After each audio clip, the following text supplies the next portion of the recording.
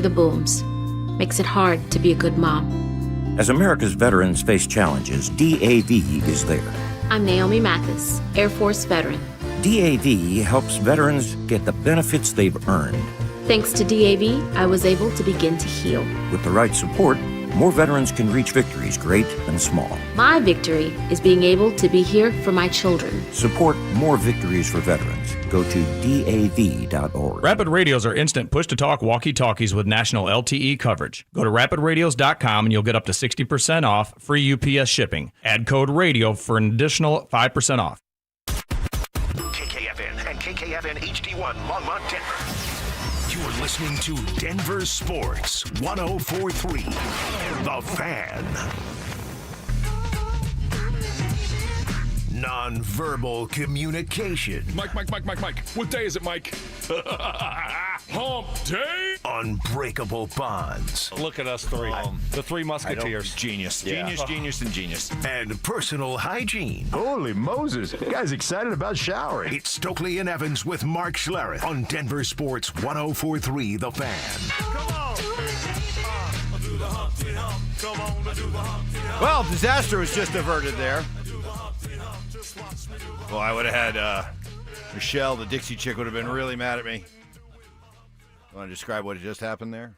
Well, yeah, not a good way to start the show. I don't know what you were doing, but you just kind of made a abrupt movement, and then there went your coffee mug straight on the side, and it was rolling on the table. You did it yesterday or the day before. Also, you saved it, and nothing spilt. But today, Just a little bit. just a little bit, Just a little bit. not terrible. Not bad. Just a couple of drops. But no, we're good. We're good. But I don't think that's a good way to start, to set the tone for the day. yeah, but you're right. I did it, I think, Monday morning, too.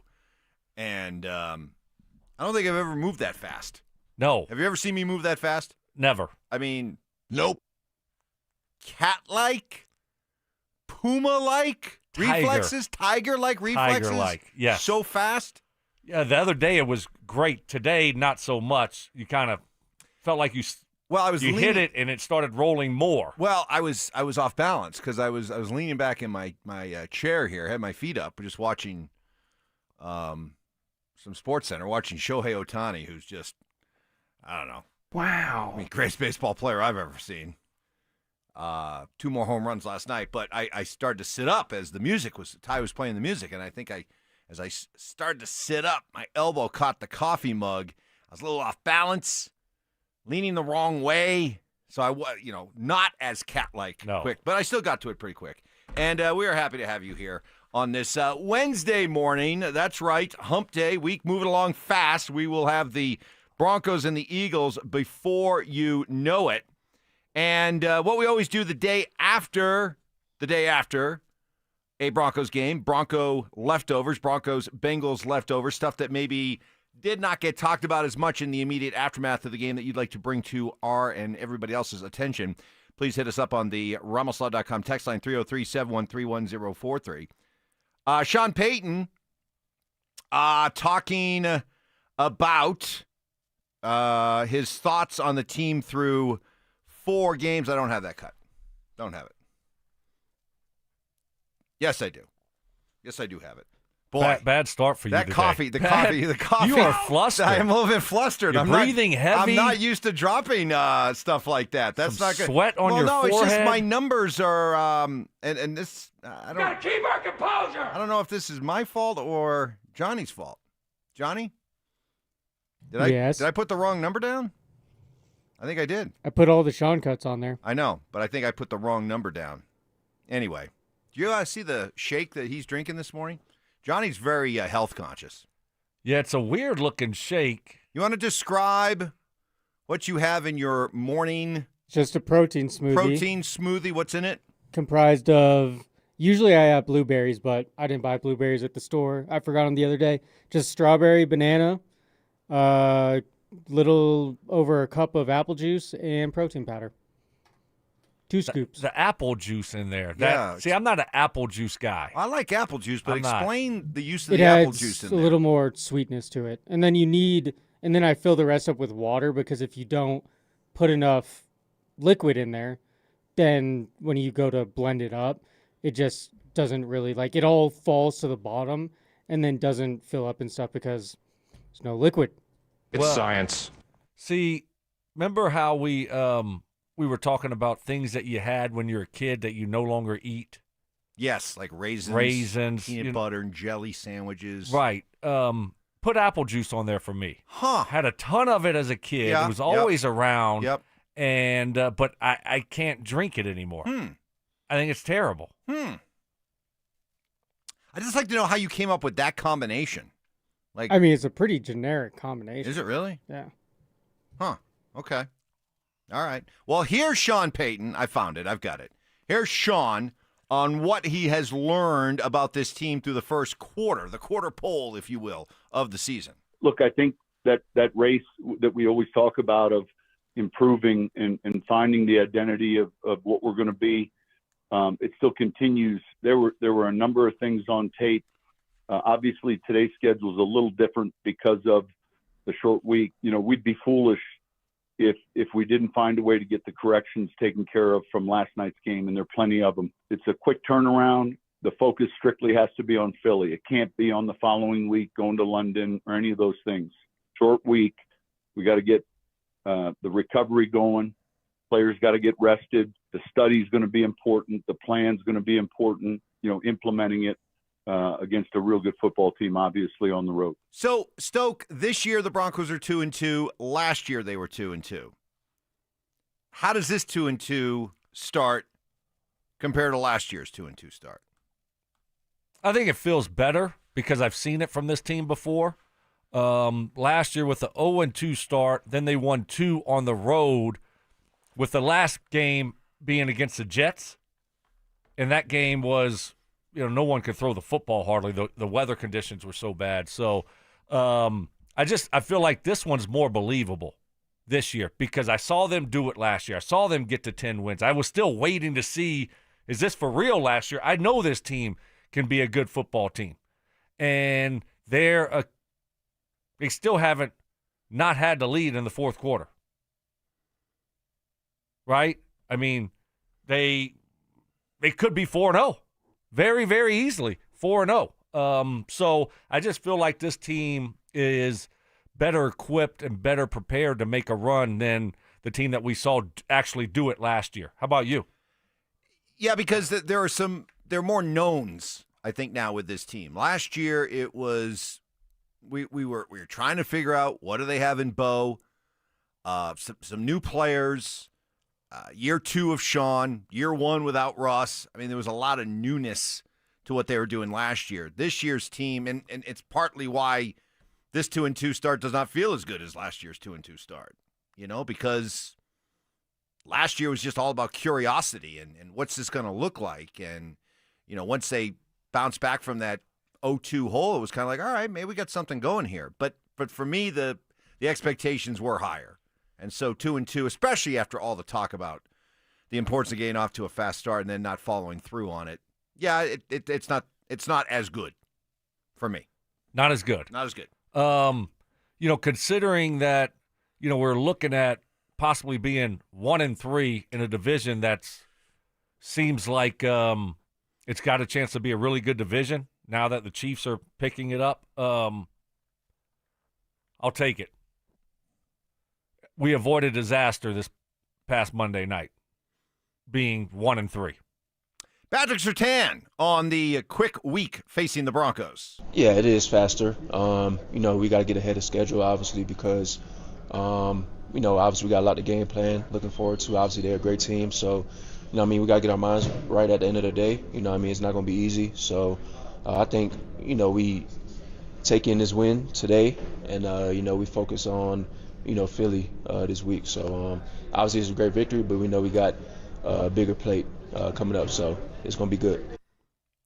This is a tough week for a player? Tough 2 weeks coming up. I forgot they got London the following week. Yeah, definitely. You're out of your routine. You're one less day of rest and recovery. You know, usually get a light workout in on Monday, watch the film, then Tuesday you got the day off. You don't have any time really off. You got to watch the film and get going, and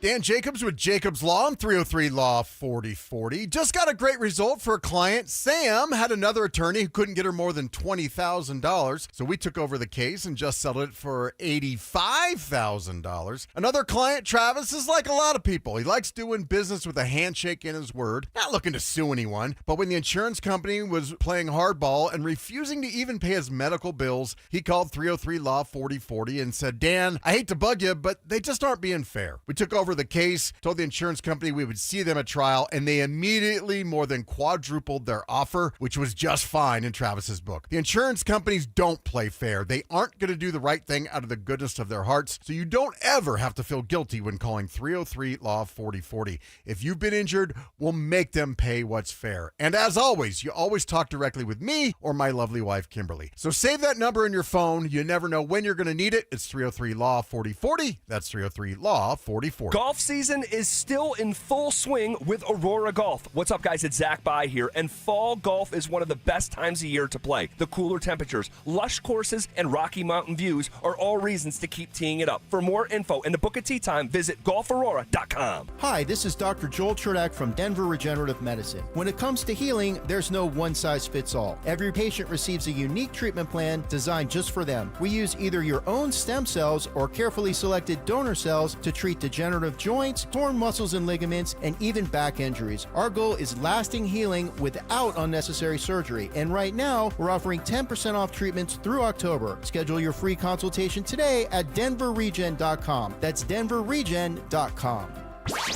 Football is back, and it's time for you to get in the game. Denver Sports 104.3 The Fan is here to help, and we're giving away a PlayStation 5 bundle. Download the Denver Sports app and tap the contest banner on the homepage for your chance to win a PS5 console, a 70-inch flat-screen TV, plus copies of Madden 26 and College Football 26. Don't wait. Download the Denver Sports app now. 104.3 The Fan, DenverSports.com, and the Denver Sports app. Utter nonsense. This thing has gone totally off the rails. Some Cajun seasoning. Gris-gris?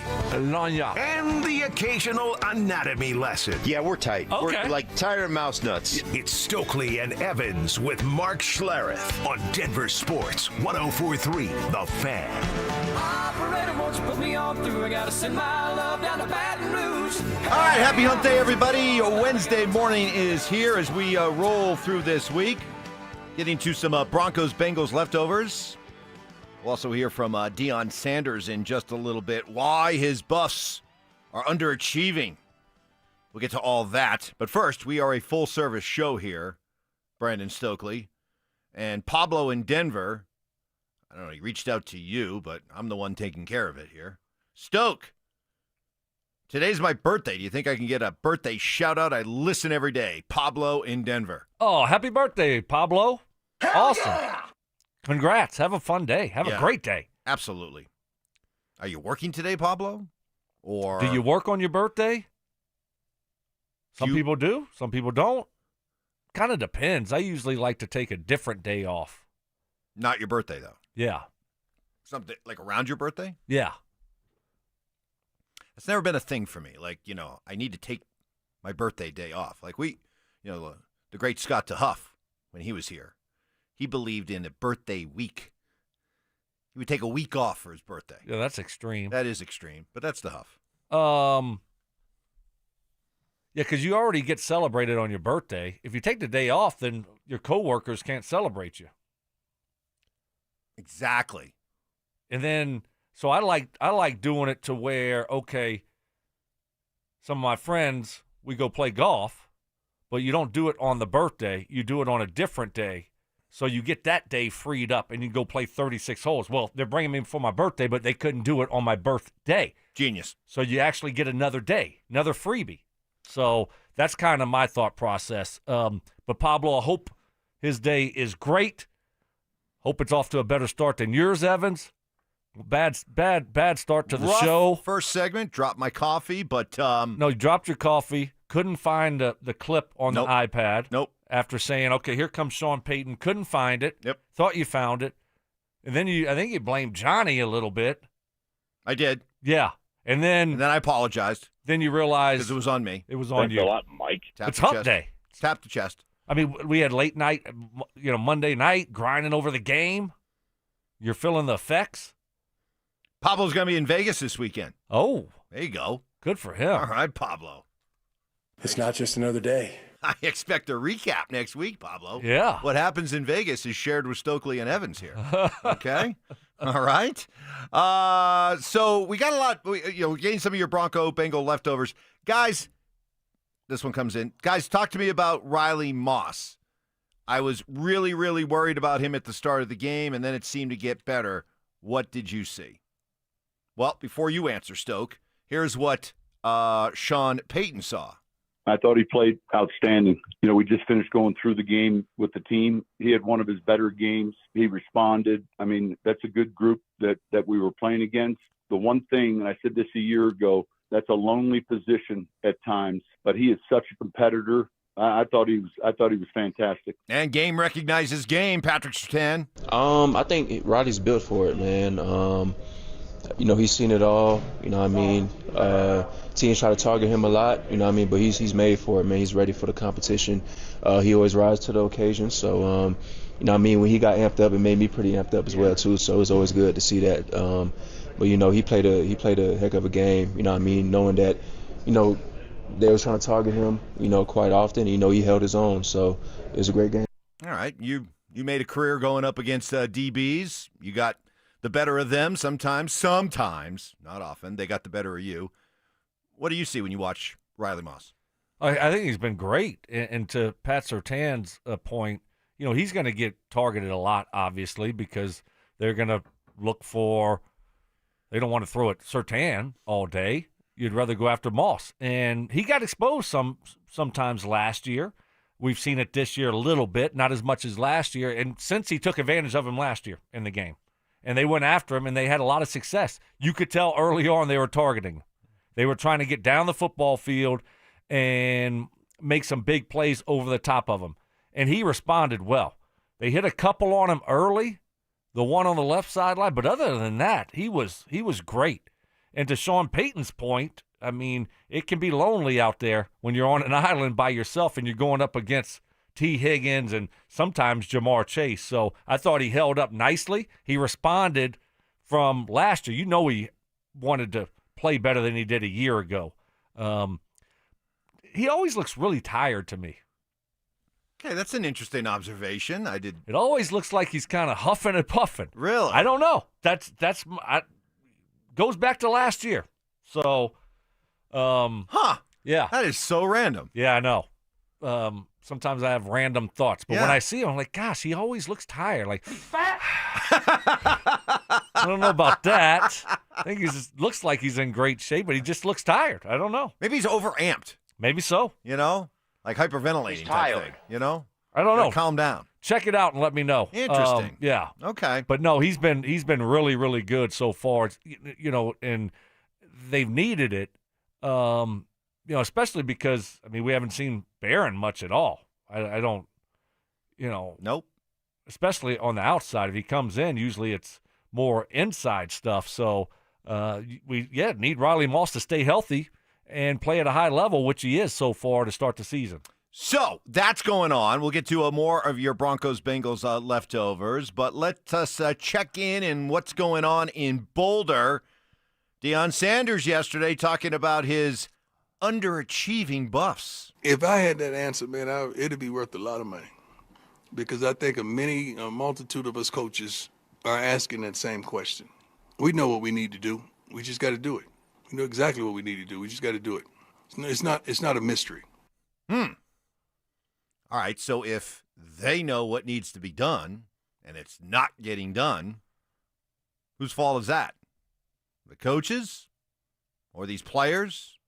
Dion told us this was a more talented team, top to bottom, than the first 2 years. So what's going on? Well, I think it's probably a little bit of both. Players got to execute better at a higher level, and if not, you got to find the right guys to do it. And right now, they're not doing it, and not consistent enough. You can't start off and get up 14-0 in the first, and then only score one more touchdown. and lose a game. What was it, 24-21? You just can't do it. Needed to have that win. They didn't. So you got to figure it out, though, quickly. Is this a well-coached team? Doesn't feel like it. Doesn't feel like it, does it? No, doesn't feel like it. Come on, dog. And in college, pro football, it's more about the Jimmies and the Joes than the X's and the O's. But in college, you gotta have the coaches. You do. It's such a different game than the NFL, and Dion hiring pretty much an NFL coach to run his offense, to me, was always a head scratcher. And then the guy, Pat Shurmur, who hasn't had a ton of success in the NFL, on top of that. I know. We were actually trying to throw incompletions. It just didn't make a lot of sense then. Doesn't make a lot of sense now. And it hasn't worked out. Heck, I just can't understand how Pat Shurmur continues to get jobs. High-profile head coaching jobs, OC jobs. He's an idiot and a fool. Well, no, he's not that. But Ty, be nice. But boy, I thought that was you that pushed the No, button. that was not me. I will not. I am nourished by your hatred. I will not take the blame for that one. Coming up next, I continue to be slandered and misrepresented by some of you out there in Broncos country. You know who you are, and I'm going to take you on head on next. Stream Stokley and Evans with Mark Schlereth, Dover and Cecil, The Drive, and all your favorite shows on the Denver Sports 104.3 The Fan app. Denver Sports 104.3 The Fan, DenverSports.com, and the Denver Sports app. Fellas, what is happening? Stoke here for my friends at Embers Golf. Golf season's coming to an end. But guess what, man? I love me some fall golf. It's hands down the best golf Colorado has to offer. The air is crisp, the courses are pure, and it's the perfect time to fine-tune that game before the season ends. And the best place to do that? Embers Golf in Westminster. I love it because it isn't just your big box golf store. Embers is boutique style, family owned, and built for true golf enthusiasts. They're not just selling clubs, they're crafting a full journey personalized to you and your game. They've got 2 private hitting bays, all the major brands, Callaway, G4, Titleist, TaylorMade, whatever you need, they got you covered, and they specialize in custom upgraded shafts that take your game to the next level. So go check them out and go get a full bag fitting just like I did. I got driver, 3-wood, all my irons. I absolutely love my new clubs. You can feel the difference, I'm telling you, seriously. There's nothing else like it around here. So before the snow hits, get yourself dialed in. Embers Golf, where your golf journey begins. Football is here, and Fitness Gallery's fall football sale is your playbook for a winning home gym. Save up to 50% off on select premium equipment. Visit any of our 7 stores from Denver to Fort Collins and score big before the sale ends. Guys, this sports season, it's game on. It's Synergenics and Low T Center, the MVPs of testosterone replacement therapy. Ready to tackle low energy and achieve your health goals like a pro? We've got a winning game plan with personalized TRT. Book a free consultation and automatically enter for a chance to win autographed sports memorabilia or tickets to major sporting events. Female patients also eligible. For more information, visit TRTMVP.com. That's TRTMVP.com. So my mother is thinking of switching from Verizon to Pure Talk, but she's worried the deal sounds too good to be true. Michael, she said, how can those Pure Talk people offer me the same basic service as Verizon for so much less money? I said, Ma, go ask Google how much Verizon spends on advertising and promotions. A few seconds later, my mother said, oh my goodness, $12 billion a year? That must be a typo. I'll tell you what I told my mom. It's not a typo. Verizon spends $12 billion a year on advertising and promotions, and their customers are paying for it. Well, Pure Talk doesn't spend that kind of money on commercials. Trust me, I would know. That's why they can offer you and my mother unlimited talk, text, and plenty of data on a crazy fast 5G network for just $25 a month. And if you're a business owner, you could really save a fortune. Dial pound 250, say the words Mike Rowe, and you'll get an additional 50% off your first month. That's pound 250 Mike Rowe. Pure Talk. Everything you need and nothing you don't. You're listening to Leaf Filter Radio, and the guru of gutter protection himself, Chris Coonahan, is here to take your most pressing leaf-related questions. Hey, everybody. Chris here. I understand we have Ron on the line. Ron, where are you calling from? Uh-oh. Ron, are you calling from a ladder? Well, I was. I wanted to ask Chris what I need to do to get my gutters ready to have leaf filter installed. Oh, Ron, you don't have to do anything. A Leaf Filter Trusted Pro will come out and clean out your gutters, realign and seal your gutters, and install Leaf Filter, America's #1 gutter protection system. So I didn't need to get on this ladder? Ron, Leaf Filter Trusted Pros are in your neighborhood and ready to help. Just visit leaffilter.com/deal to schedule your free gutter inspection and get up to 30% off. Thank goodness. What was that site? To get this special radio offer, go to leaffilter.com/deal for your free gutter inspection today and get up to 30% off. That's leaffilter.com/deal for up to 30% off. leaffilter.com/deal. See representative for warranty details. You could save thousands of dollars on the products your business uses the most with the Home Depot's new Pro Extra Preferred Pricing. Registering is free and easy. Just have your tax ID or business or contractor's license ready. But don't wait. The current preferred pricing benefit will end on November 15th. Visit your local Pro Desk to register now and unlock the deepest savings on the products you choose. Samantha Flanagan here for Flanagan Law. Navigating personal injury claims on your own can feel like trying to solve a puzzle with missing pieces. Don't let things fall apart. Protect your rights. Look for the Shamrock. Go with Flanagan Law. Online at flanagan.law. Rapid Radios are instant push-to-talk walkie-talkies with national LTE coverage. Go to rapidradios.com and you'll get up to 60% off, free UPS shipping. Add code RADIO for an additional 5% off.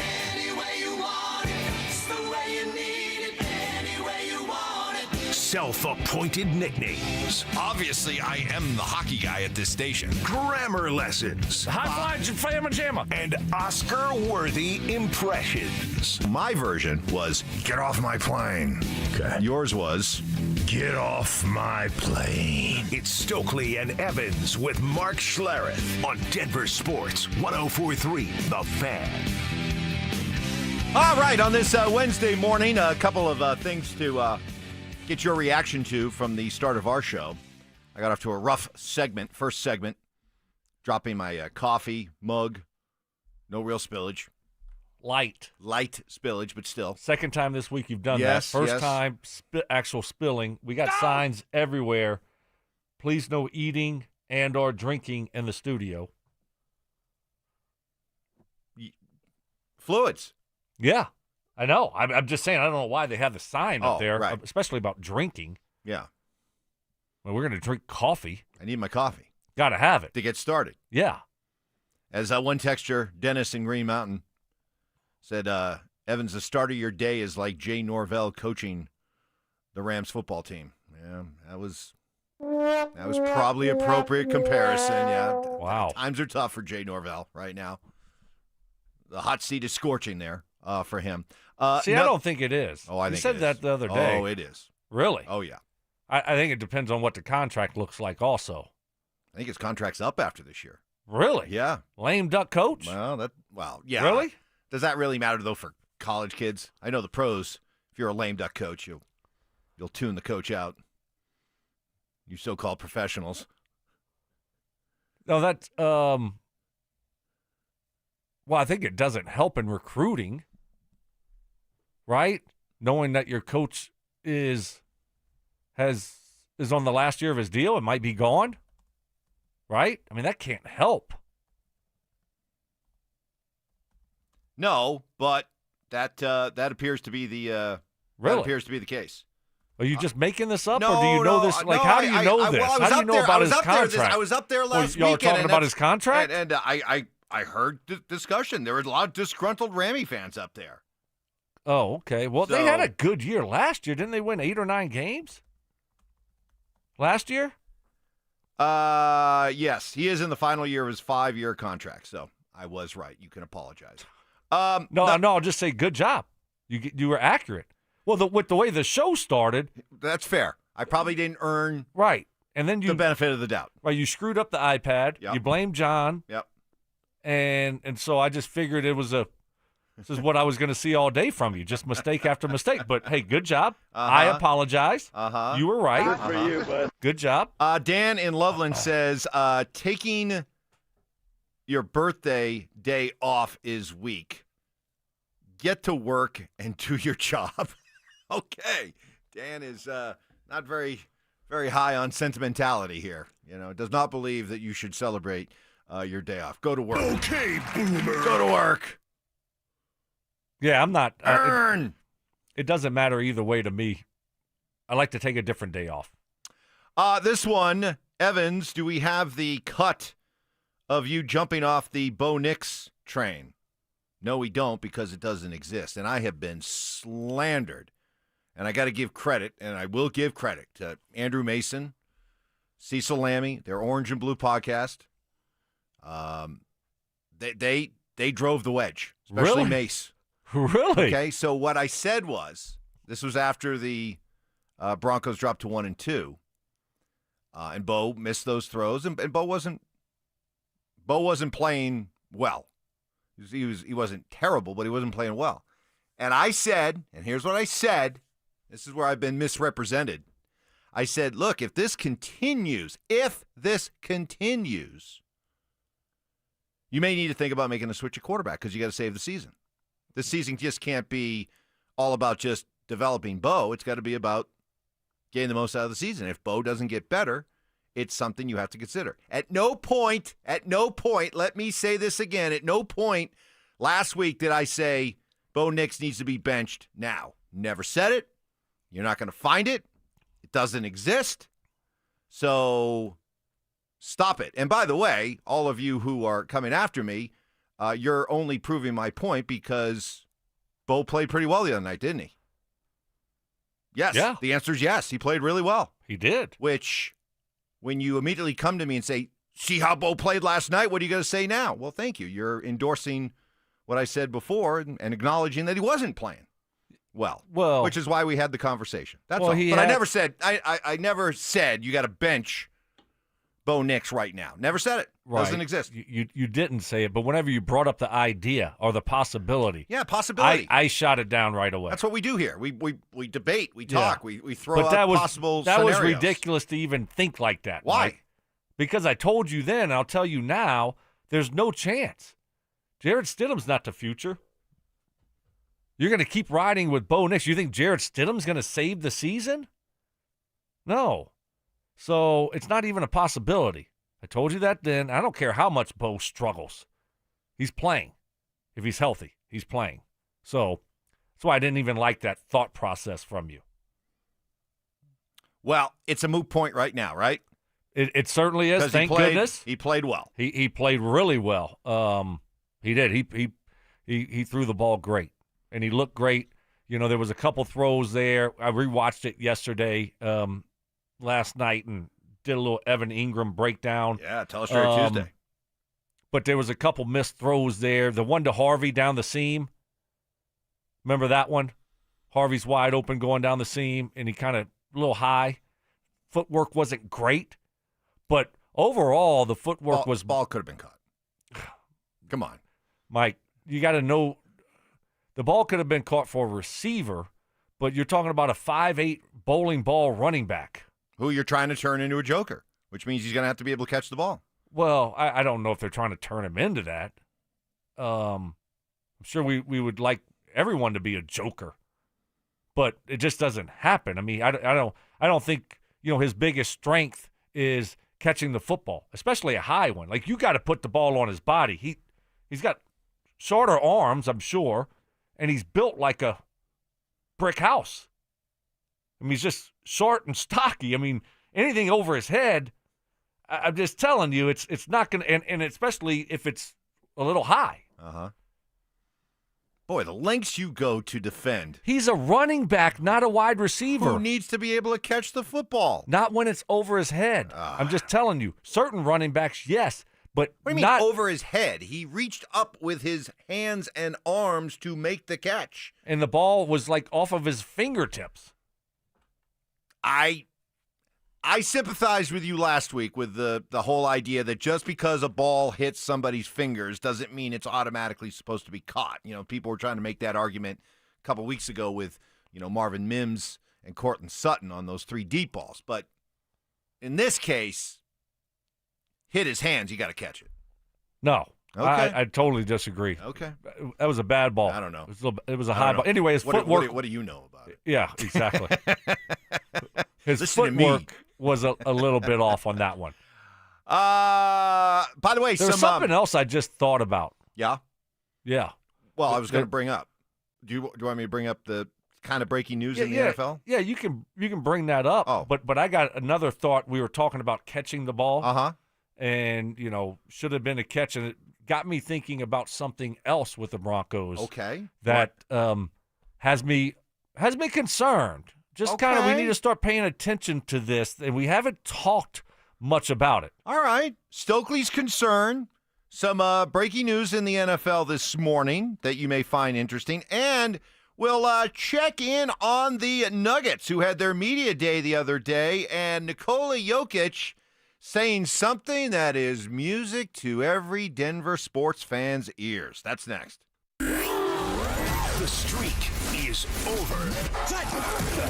J.K. Dobbins ran all over the Bengals and became the first 100-yard rusher for the Broncos in nearly 40 games. With Dobbins and Harvey both gaining steam, has Denver found a new recipe for success on offense? Denver Sports 104.3. The Fan. Well, not many things worse than having an IRS bullseye painted on your back. Fortunately, Todd Whalen and Advanced Tax Solutions are here to help. They'll be offering a free online workshop at 5:30 on Wednesday, October 8th. Todd Whalen will cover the 7 solutions to fixing a tax problem. The workshop will cover a wide variety of topics, like has the IRS filed returns for you? Do you know how you can protest that? Did you know that under the Fresh Start programs, you can settle with the IRS for less than you owe? Or do you know the difference between an IRS levy and an IRS lien? Different solutions are available to stop each of them, but you have to know the difference to know what solution to offer. Hey, look, it's complicated. It can be stressful, can certainly be exhausting. No need to battle the IRS on your own, especially when Advanced Tax Solutions has over 50 years experience in IRS tax resolution and tax debt relief. This is a golden opportunity, too good to pass up. Advanced Tax Solutions, free online workshop. Get your questions answered. Wednesday, October 8th. Reserve your spot now by calling 303-753-6040. Winning matters. Postman Law has recovered over $3 billion for clients. Injured? Call 844-POSTMAN. It's free to see if you have a case. Others promise. Postman delivers. Planning out your holiday pictures? Let's move you to the front because it's Soda Weight Loss. You could drop the belly fat and gain your confidence back, just like Ramon. I used to dread those pictures. I'd position myself behind someone taller or make sure I was holding a plate so nobody focused on my belly. But that was before soda. Soda gave me more than a smaller waistline. It gave me back the confidence to wear what I want. And they make it simple. No injections, no hunger, just a plan that works. Soda Weight Loss is built for busy people like you. I lost 82 pounds in just 16 weeks. No hunger, no drugs, just steady, real-life progress with the nutritionist who helps you every step of the way. That's why Soda has nearly 9,000 Google reviews. And right now, the most popular offer of the season is back. Join today, and your partner joins free. Visit SodaWeightLoss.com. That's SOTA weightloss.com. Soda is, say it with me, state of the art. Looking to sell your used Rolex watch? We buy and sell pre-owned Rolex watches. All styles, from old to new. Hi, I'm Scott Matthew with Matthew's Fine Watches and Jewelry. Bring in your Rolex watch and we will buy it on the spot. No shipping your watch off to the internet site and waiting to get a check. Bring your used Rolex into Matthews. We have been servicing Colorado since 1951. Located in the Highlands Ranch Town Center. Matthews, we buy, sell, and service Rolex watches. Matthews Fine Watches and Jewelry. Located in the Highlands Ranch Town Center or online at MatthewsFineWatches.com. Hey guys, Mark Schlereth here from my friends at Xfinity, and the other day I'm over at a friend's place. He's pumped to watch football, but his setup, total mess. Lagging, buffering, switching between apps, trying to find a game. He claimed to be a big fan, but I feel like I was being fan-fished. See, if you call yourself a football fan, you gotta have Xfinity. It's the ultimate sports destination. I can find the best games and my favorite teams all in one place. And the way I watch, well, it's next level. It's the perfect fan flex. I've got all the action right in my living room, plus Xfinity's best picture and sound with enhanced 4K, so clear it feels like like I'm in the stadium. Sometimes I've got 4 games going on at once. Why? Because why not? On top of that, I get real-time notifications, live stats right on my TV. It's the best seat in the house every single time. Next game day, make sure that big fan isn't a big fail. Learn more at Xfinity.com. Xfinity, imagine that. Restrictions apply. Multi-view requires Xfinity 4K cable TV box. There's nothing like when you get that part from eBay and it just fits. Yeah, the first time. So you can do less of this and get right back to more of this. At eBay, you'll find all the parts you need, guaranteed to fit, at prices you'll love. Sounds good, doesn't it? eBay. Things people love. Eligible items only. Exclusions apply.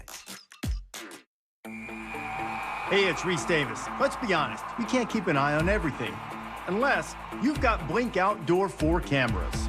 While you're focused on the game, Blink's keeping an eye on your home.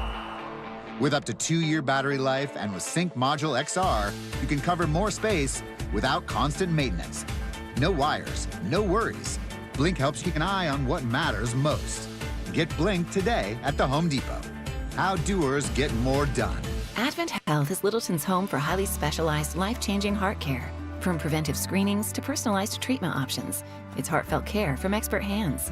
The Advent Health Heart and Vascular Institute is now open, ready to provide wholehearted care for your whole health. Thinking about buying a home in Colorado? You're not the only one, and now might be your best shot. We're officially in a buyer's market, which means you've got the upper hand. More homes are on the market, competition is down, and serious deals are out there just waiting to be found. Whether you're a first-time buyer or looking to upgrade or downsize, now's the time to get pre-approved. And American Financing can make that happen in 24 hours or less. And here's the kicker. When you work with both American Financing and their partner American Home Agents, you can receive a credit on closing costs of up to 1% or a max of $10,000 on your home loan. If you've been sitting on the sidelines, it's time to step in, and American Financing is the place to start. Don't let the 20% down myth stop you. You could buy a home with as little as 3% down, and with down payment assistance programs available, getting into a home might be easier than you think. Pick up the phone, call them at 303-695-7000. That's 303-695-7000, or visit them online at AmericanFinancing.net. NMLS 182334, NMLSConsumerAccess.org. Tune into Stokley and Evans with Mark Schlereth, Wednesdays at 9:15 to hear ESPN NFL analyst Dan Orlovsky break down Bo Nix and the Broncos every week during football season. Denver Sports, 104.3 The Fan, DenverSports.com, and the Denver Sports app. Music history. I've now baptized you in the glory of Led Zeppelin. Brutal honesty. Today's just been a bad day for you, Mike. I don't know how else to put it. And some questionable taste. I do not heat up leftovers. Oh, my I only eat God. leftovers cold. It's Stokley and Evans with Mark Schlereth on Denver Sports, 104.3 The Fan. All right, we'll get to Stokley's concern about something that is going on with the Broncos. Came out Monday night. Get that in a second, but we were just debating whether or not R.J. Harvey should have caught that ball down the slot the other day. And you said no. I said he should have, which led to this from Jordan in Windsor. I really like Stoke on this show. Although an opinion is an opinion, with his insight from playing, he always keeps Evans grounded and realistic. Thanks, Stoke. Oh, now, you're welcome. Hold It's on. tough some days. Hold on It one is second. tough. Hold on one But This I man is a saint. I like a challenge. While far be it for me to question you after 15 years in the NFL, far be it for me to question you about catching an NFL pass. Okay? Let's get that out there. Okay? We good? Yeah. But what I will be able to question is what is clearly your own personal bias. And that Really? this is not so much me critiquing your critique of another pass catcher in the NFL. It's me pointing out your bias towards pass catchers. Okay. And that's why I have to call that out. Well, this is why. Sorry I have to play that card. But No, I know, will. but see, you're going to look a little foolish. See, here's the problem. You just fell into my trap. You're going to look really foolish when you hear what I have to say next. Okay, go ahead. My concern. What's your concern? We're starting to see Troy Franklin drop the ball like he did last year. He did have a couple the other night, yes. And he had that touchdown one that he dropped the week before. That was called – it would have got called back for offensive pass interference, that play.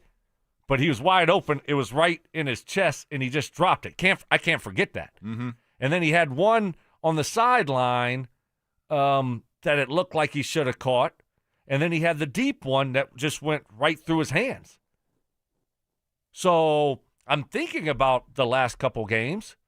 We haven't even talked about, really, are we concerned with Troy Franklin regressing to the Troy Franklin we saw last year where it's 50-50 on whether he catches it or not? It's fair. See, I'm calling out one of my wide receiver brethrens. So now you got to feel a little bit foolish. No. You should. No. But is this something that, maybe sometimes just happens to young receivers? There was a time early on in his career where we were saying the same thing about Cortland Sutton, remember? Boy, it always seems like Cortland's, dropping a ball here and there. No, I'm not. All I'm saying is he had a great training camp. Yeah. Started the season off well. He was catching everything. And now it's, I'm not trusting him. Yeah. He runs hard on those when he catches those bubble screens. Oh, gosh, yeah. He's a good runner after the catch. Much better than you would think, looking at his body frame. True. He's tough. I like his game. I'm not down on him. I'm not, but I'm reacting to what I've seen the last couple weeks, and he dropped a wide open touchdown, and then that deep one, it wasn't even close. It went right through his arms. In this case, Stoke, I will agree with your critique of okay. Well, thank you. NFL pass catcher. I'm glad you agree with it. It makes me feel better. I think you got this one right. It makes me feel a lot better about my analysis. Yes. So you agreeing? That's for you, bud. Something to watch. I think you're right, though. It is because we did see it last year with Troy, and he got off to the great start this year after the big camp. It bears watching. So right, bears watching. And then at some point, you hopefully we don't get there, but if it doesn't get better, if he doesn't become more consistent, then we're going to need to see more Pat Bryant and less Troy Franklin.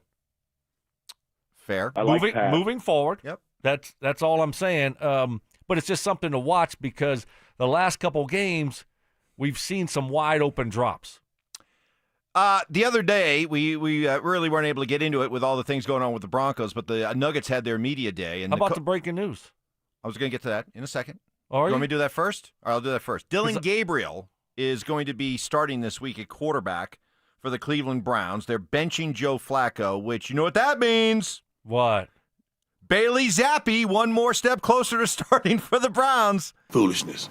Seriously, Bailey Zappi's been running the scout team for the Browns, not Shedeur. What is he? Is he on the practice squad? Yeah, they brought him over. Come on, dog. So Shedeur.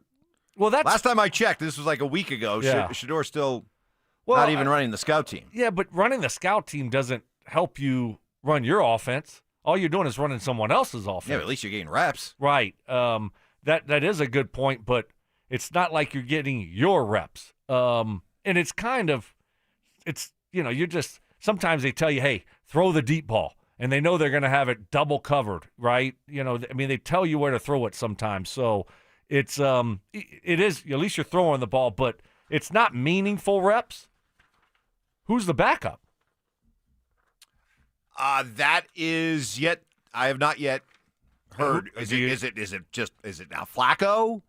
Is it Shedeur? Or is it Shedeur? Is it How long Zappi? It's not Zappi. I would think it'd be Flacco.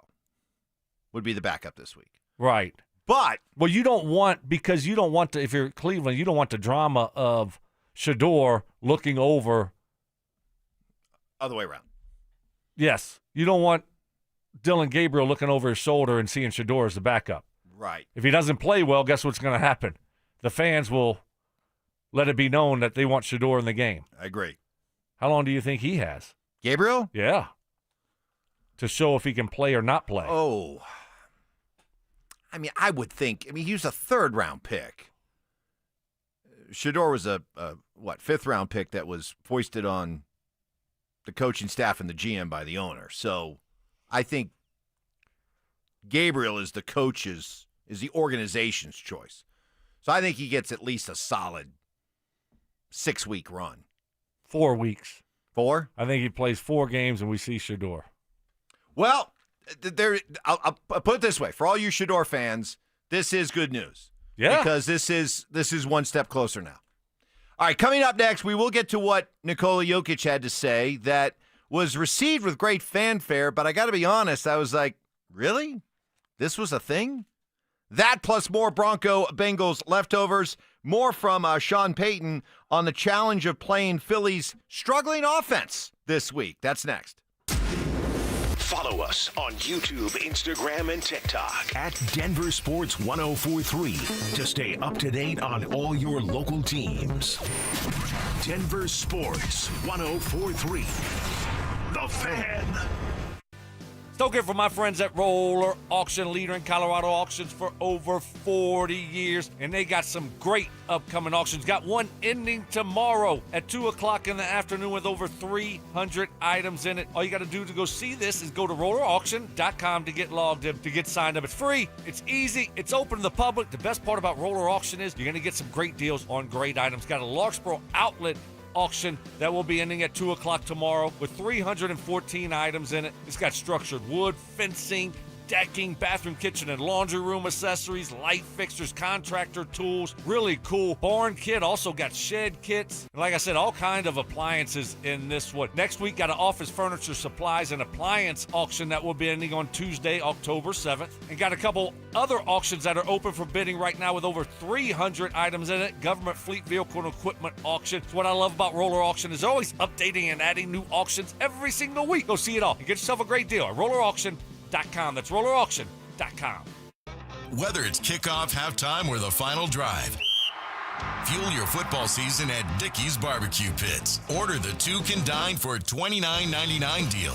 2 meat plates stacked with pit smoke flavor. Or go for the new Triple Play Combo. A classic sandwich, savory side, and a big yellow cup for just $12.99. No matter who you're rooting for, great barbecue is always a win. Dickey's Barbecue Pit, legit. Texas barbecue. At 303 Law 4040, we know getting into an accident stinks, and so does getting worked over by the insurance company or even your slick-talking made-for-TV lawyer. So if we can help, just give us a call. 303 Law 4040. Save that number in your phone. You never know when you're going to need it. That's 303 Law 4040. Wow, Leslie, your fireplace really sucks. I beg your pardon? Well, what I mean is your fireplace is literally sucking all the air out of your house and right up the chimney every time you burn it. Well, what can I do about it? Well, you could get a high-efficiency gas insert from Mendota. It keeps all the air you already paid the utility company to heat, and it returns up to 86% of the fire's heat back into your house. I'd use my fireplace every chance I get if I could do that. Maybe my furnace wouldn't need to run so much. Well, that's the whole point. Hi, this is Keith Lair with Lair Fireplace and Patio, along with my niece, Leslie, to tell you how a gas insert from Mendota will give you the incentive to use your fireplace again. Mendota gas fireplaces and inserts are made to crank out the heat with beauty and style. Lair's is Denver's oldest, most trusted name in fireplaces. Family owned and operated since 1954. We'll even give you a free in-home quote, including expert installation by our own certified in-house installers. Find us on the web at lairfireplacepatio.com. For top quality Mendota fireplaces and inserts, it's Lair Fireplace and Patio, Denver's fireplace experts. Are joint pain or injuries keeping you from living your best life? I'm Dr. Joel Cherdak with Denver Regenerative Medicine. We don't believe in one size fits all. Instead, we create personalized stem cell treatment plans using your own stem cells or donor cells to help regenerate joints, repair torn muscles and ligaments, and restore mobility. For a limited time, get 10% off through October. Don't wait. Book your free consultation now at denverregen.com. That's denverregen.com. Are you ready to unleash the beast? Monster Energy is here to give you the edge this college tailgate season. Loaded with bold flavors, our powerful blend gives you the energy you need to push you beyond your limits. Tune in all season long with Monster, the energy drink of ESPN Radio College Football Tour. Power your performance with a drink that's as hungry for victory as you are. Crack open an ice-cold Monster and dominate your competition. Monster Energy. Unleash the beast. Grab yours today. Out here, it's football season, where nothing beats backyard grilling, gathering around the fire pit, and cheering on your favorite team with friends. The yard is mowed, the lights are strung, and the grill is warming up. Whether you need to fill up your propane, get a new grill, or even a generator, out here, it's game day. And we're ready for it. Tractor Supply, for life out here. Mike Evans here for Copperhead Plumbing. Your home doesn't have to flood before you know there's a problem. With the Mow and Flow Smart Water Shutoff System, you can monitor your home's water usage in real time right from your phone. You'll get notified the moment a leak starts. Trust Copperhead Plumbing for professional installation. Ask about installing a Mow and Flow system today. Copperhead Plumbing, built to last. Call us once, you'll forget the past. Copperhead Plumbing. They plumb different. They plumb custom. Vanity Fair calls BritBox a delicious streamer. Collider says everyone should be watching. Catch Britain's next best series with BritBox. Stream acclaimed new originals like Code of Silence. You read lips, right? And Linley, based on the best-selling mystery series. Say hi, Linley.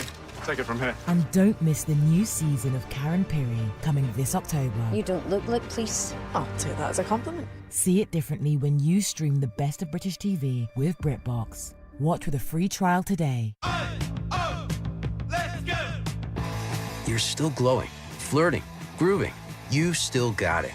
But your immune system weakens as you age, making it harder to fight flu, pneumococcal pneumonia, RSV, and COVID-19. Vaccines are a key part of any health routine and help strengthen your immune response. Ask your doctor or pharmacist which vaccines you need. Schedule in minutes at vaxassist.com. Sponsored by Pfizer. Golf season is still in full swing with Aurora Golf. What's up, guys? It's Zach By here, and fall golf is one of the best times of year to play. The cooler temperatures, lush courses, and Rocky Mountain views are all reasons to keep teeing it up. For more info and to book a tee time, visit golfaurora.com. Need a new water heater? Euro Plumbing has lifetime warranties, great financing, and low pricing. 720-500-3000. 720-500-3000. KKFN and KKFN HD1 Longmont, Denver. You're listening to Denver Sports 104.3. The Fan. Give me fuel, give me fire, give me that which I desire. Bold takes. I would put my fajitas up against any Mexican restaurant. Active listening. You weren't listening to a word I just said. Plus, a little number crunching. What's 12 minus 1? I mean, 12 minus 11. 1. This is why math confuses me. It's Stokley and Evans with Mark Schlereth on Denver Sports 104.3. The Fan. All right. Man, thank goodness that first hour is over with. Because, man, I gotta get me some of those smelling salts. Yes. It was a rocky first hour for yours truly here. Thank goodness that's in the past. The 7 o'clock hour is here. Fresh start on a Wednesday hump day. We got a lot to get to. We got Mark coming along at 8 o'clock. We got Joel Clatt at 8:15. Dan Orlovsky at 9:15. So it's all good. But the show started out poorly. I knocked over my coffee mug. Minimum spillage. To anybody in management who's listening, minimum. No problems. And then I was, after somebody said that I had an hour first start to the show like Jay Norvell coaching at CSU, I said, yeah, he's on the hot seat. His contract's up after this year. You're like, you sure about that? I'm like, yeah, that's what I heard at the around the campus when I was up there on Saturday. And then you looked it up. And you double confirmed it. Double confirmed it. Made me apologize. I did. For questioning, so I apologized to you. Correct. And well, now I need to apologize. 30 minutes later. I need to apologize to you because you didn't need to apologize to me because apparently the discussion I heard the other day was more about should they extend his contract, which has 1 year after this year. Okay. So there you go. Woo. Also clarifying, cleaning up a couple things from that messy first hour. Boy, it was like a Sean Payton scripted first 15. Just not fluid. Taking a shot at Sean now. Well, it's Bo deciding to kill and then call timeout with 2 seconds left on the play clock. Not a strong start, but it's fitting your narrative. But just like it ended up working out really well for Sean and Bo, I feel confident it's going to work out well for me as we start fresh this hour. Well, we'll see, Sean. Dylan Gabriel, announcement coming this morning. Dylan Gabriel will be starting for the Cleveland Browns this weekend. Joe Flacco will be the backup. Okay. Shedeur moves up to third on the depth chart. He hasn't been third? Well, he's been third. Well, you tell me. I mean, if Bailey Zappi was running the practice squad, well, he's a scout practice. team, He's a practice squad player. I get that. Shedeur's on the roster. I get that, but so you think if push came to shove and all of a sudden quarterbacks started falling, do you think they would have gone to Zappi in a pinch or Shedeur in a pinch? Shedeur. Okay. I mean, Shedeur's on the active roster. So if you like Zappi better than Shedeur, then why is he on the practice squad? Someone could come sign him any day. So no, I think it's pretty clear cut. Shedeur's been the third guy. He stays the third guy, but he is one step closer to seeing the football field. I would assume they got the veteran guy as the backup, Flacco, but if Gabriel doesn't work out, you're not going to go back to Flacco. No. You're going to turn the page to Shedeur. Right.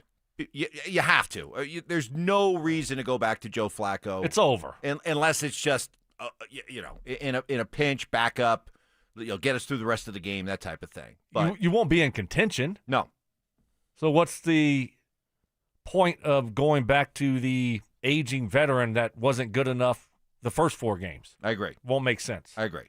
So, I mean, we're both assuming at some point this year we will see Shedeur starting for the Cleveland Browns. Unless Dylan Gabriel just balls out. Yeah, exactly. Yeah. And I'm assuming he won't, so I'm assuming we'll see Shedeur. I don't think he's going to play well enough the last 13 games to be consistent enough to where Shedeur doesn't get that opportunity. Also, young quarterbacks, he's going to be running around, like a chicken with his head cut off. Good chance he gets hurt too. So I think you're spot on. He's already been hurt. Yeah. Right? I mean, that's why Shedeur started that preseason game. And he's not a big guy.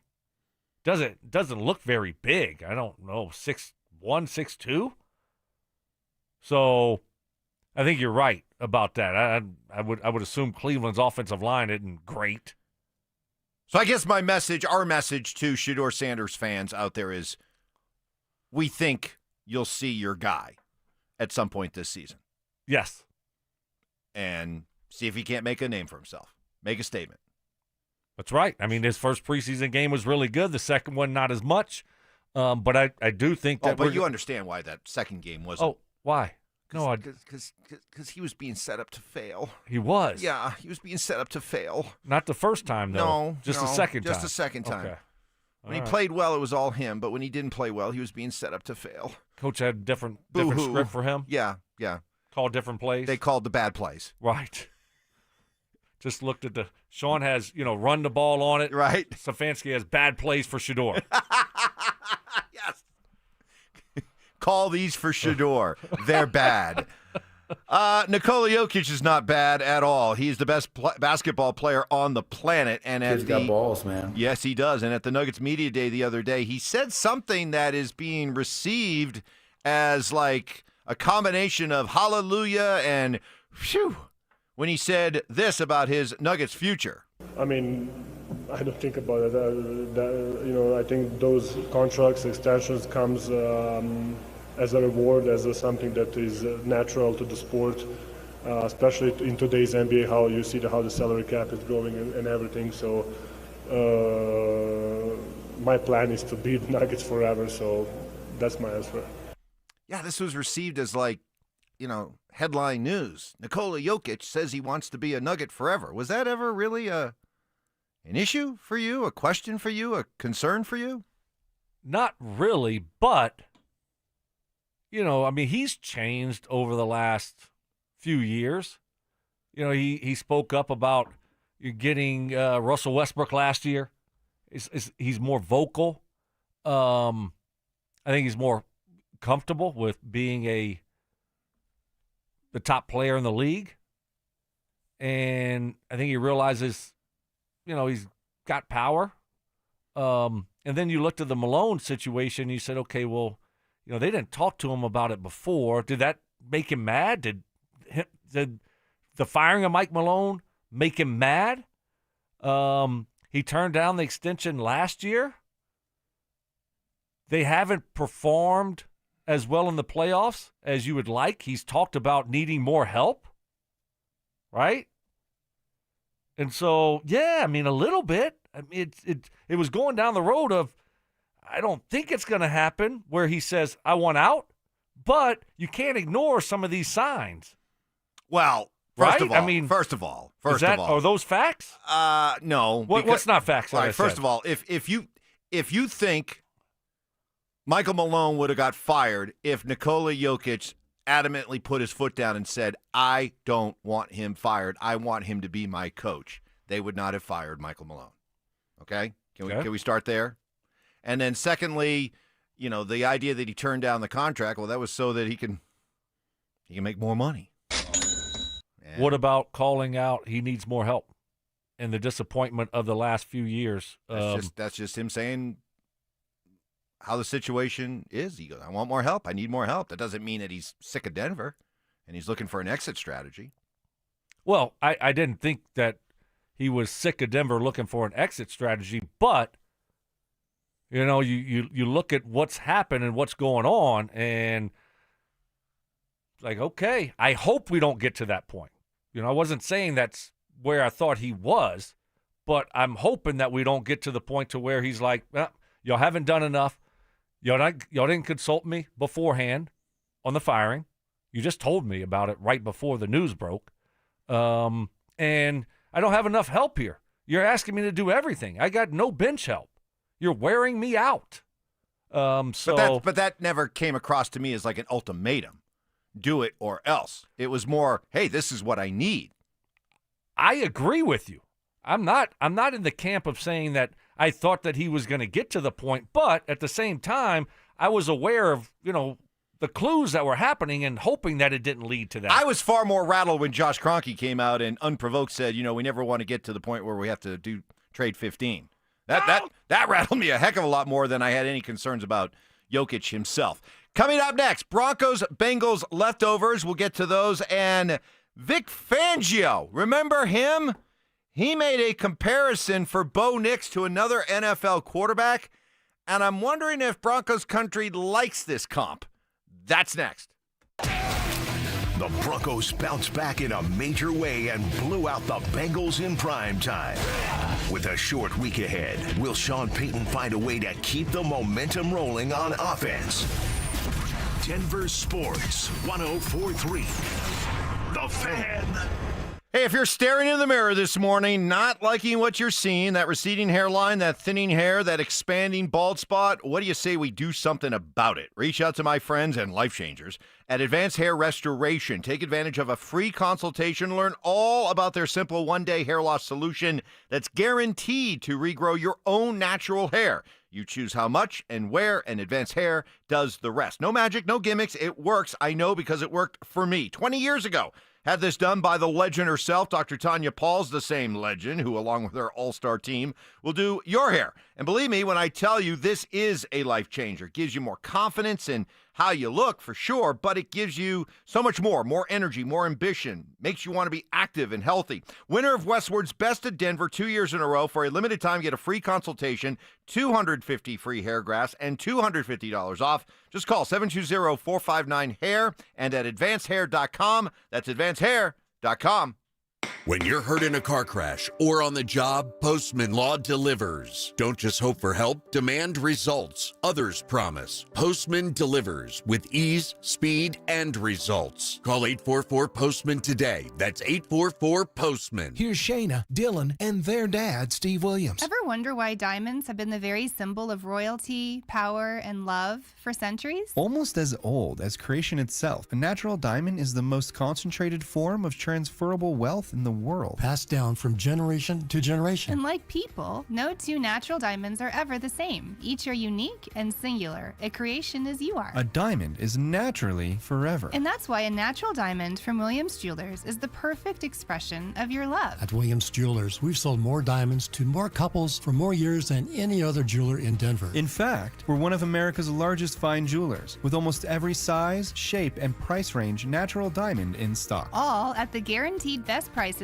in the state. Say will you with Williams. Where Colorado shines. Williams Jewelers, we can make diamonds.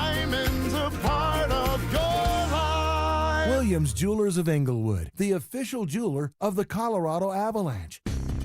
Marketing can feel overwhelming. Where to start? What works? What doesn't? That's where your marketing experts at DenverSports come in. Audio, video, online marketing, and we know how to cut through the noise so your customers finally hear your story. You don't have to waste time guessing or spinning your wheels. We'll guide you with a proven plan that turns your marketing into growth. Let us handle the hard part. You do the easy part. Head over to DenverSports.com and click Advertise with us and start growing your business today.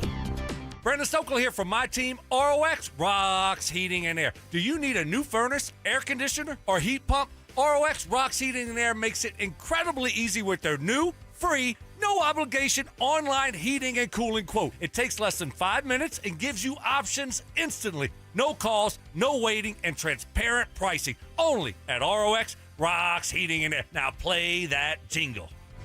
HVAC service, installation, repair. ROX Rocks Heating and Air. Heads up, pros. Now's your chance to unlock deeper savings. The Home Depot's new Pro Extra Preferred pricing can help you save thousands on the products your business uses the most. But the current benefit ends November 15th. Don't miss out. Registration for the new program is free and easy. Just bring your tax ID or business or contractor's license to the Pro Desk. Register now to lock in the best wholesale prices before it's too late. Some things in life should never be trial and error, like do-it-yourself dentistry or messing with your home's electrical wiring. That's where Piper Electric comes in. They've been powering homes with expert electrical service since 1983. From simple fixes to commercial and industrial work. Need an EV charger? They'll plug you in without the sparks. Right now, get $50 off your next service. Call 303-422-9219 before you DIY yourself back into the dark ages. Piper Electric. Leave the electricity to the experts. Football is here, and Fitness Gallery's fall football sale is your playbook for a winning home gym. Save up to 50% off on select premium equipment. Visit any of our 7 stores from Denver to Fort Collins and score big before the sale ends. Get ready for every Broncos game with Super Bowl 50 champion Brandon Marshall as he joins the drive every Friday afternoon at 4:45 exclusively on Denver Sports 104.3 The Fan. Thanks to Corwin Toyota Boulder. Denver Sports 104.3 The Fan, DenverSports.com, and the Denver Sports app. Relentless mind games. Are you trying to get me in an O'Reilly right now? Total accountability. You're always throwing your teammates under the bus. That's just what you do. And a sprinkle of advanced analytics. The Boo rating, BOO, which is balls over opponent. It's Stokley and Evans with Mark Schlereth on Denver Sports 104.3 The Fan. Happy Wednesday, happy hump day, everybody. Joel Clatt will be joining us about an hour from now for his weekly visit. Mark Schlereth will be along at 8 o'clock. It is Eagles week, which means it's this guy. I want all the meatballs and the pasta, you know? You make an intelligent observation. Vic Fangio. He of the famous what, Brandon Stokley? What? The shell defense. Oh, the shell. The shell. Come on. God, you put me on the spot. You got me nervous. Vic Fangio. Playing silly games. I know, but you got me nervous because I was thinking about pasta and meatballs, and I was thinking about, and the next thing you know, you put me on the spot. Have you not been listening to Mark Schlereth, who all he wants to talk about with Vic Fangio and the shell defense, no, the shell concept that can't defeat it, that every team in the NFL is adopting. You make an intelligent observation. It's Vic's brainchild. So we get Vic Fangio, who, all joking aside, is definitely might be up there with I don't know, Josh McDaniels, Norv Turner, Wade Phillips, up there on the Mount Rushmore of like great coordinators who just couldn't cut it as head coaches. Yeah. I mean, fair to put him up there? Maybe, but maybe not. I think so. Well, we heard from Vic yesterday, who was talking to the Philadelphia media about Bo Nix. I mean, he's a scrambler. He's a competitor. You know, he'll throw the ball in tight places. He runs their offense really well. I think Sean's done a great job bringing him along. And they got their quarterback for the future. You know, they looked long and hard for many years, and I've got one. Yeah, Vic. They and we. Yeah, they, we, me, I. We all looked long and hard. Didn't go so well, did it? God, flashbacks to thinking about who he had. You know, Drew Lock. And, he had Rich Scangarella as his offensive coordinator. Teddy. Wow. Oh, those are some dark days. Dark days. We're in the light now. We are in the light. God bless Bo Nix. We were lost. We were lost. Wandering in the desert. There's every couple of years, new coach, new quarterback every year. Wow. Vic went on to talk about Bo, and he made this comparison. Tell me how you feel about it. He said Bo Nix is, quote, a lot like Baker Mayfield. I think he might be Baker's younger brother. Really good. Really, really good. How do you feel about a Bo Nix Baker Mayfield comp? Well, I mean, Baker over the last few years has been great. Look at his stats. I mean, I think he led the NFL in passing touchdowns last year. He's put up some big boy numbers. And Baker is able to extend plays. Baker's a competitor. So I could see why he compares him to Baker Mayfield. Bo seems like he's a little bit bigger than Baker, but they have similar qualities. That's fine. Doesn't matter to me who he compares him to. Obviously, he's not going to compare him to a bad quarterback. I don't take that as a slight. Do you? I mean, Baker's been really good over the last few years. Yeah, but I'd like to aim a little bit higher than Baker Mayfield, a guy who up until... Well, I don't think he's talking about his failures, Mike. I think he's talking about what he's done the last few years. Fine. And when I woke up this morning, I was feeling pretty dangerous. But it took Baker several years to get to that point. I'd like to think that... Well, didn't he lead Cleveland to the playoffs early in his career? Yeah, but like then his second year? Then he went from Cleveland to Carolina to the Rams to Tampa in a quarterback-starved league where everyone's always looking for the next answer at quarterback. A lot of teams gave up on this guy. Didn't feel like he was that important. Here's what I'm saying. I give Baker all the credit for the quarterback he's become, but it took a while to get there. And the team that drafted him is not reaping the benefits of what he's become 7 years down the road. That's not the comparison, That's not it. But I'd like to think that Bo is going to He's talking about get Baker there a right heck of now. a lot faster. He's talking about Baker right now. And I'm not worried about who anyone compares him to. I'm not looking at that as a negative at all. You're going to compare him to someone right now who's playing really well, and Baker's playing really well right now. I don't really Well, care. that feels who better. I don't really Well, care. that feels better. I don't That feels really better. care who he compares him to. Honestly, it doesn't matter. It's not going to determine anything.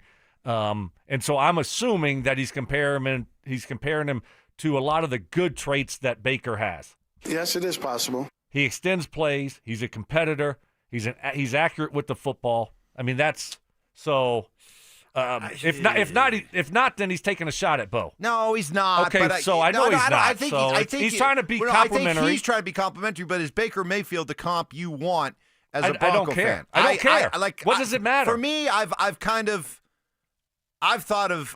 I really don't give a damn about that. I've thought about Bo's like upper upside being more of a, Drew Brees, Joe Burrow type. Perfect. You still can. More than a Baker Mayfield. You still can, Mike. Baker's more plucky. Baker's kind of like, an overachiever. Baker,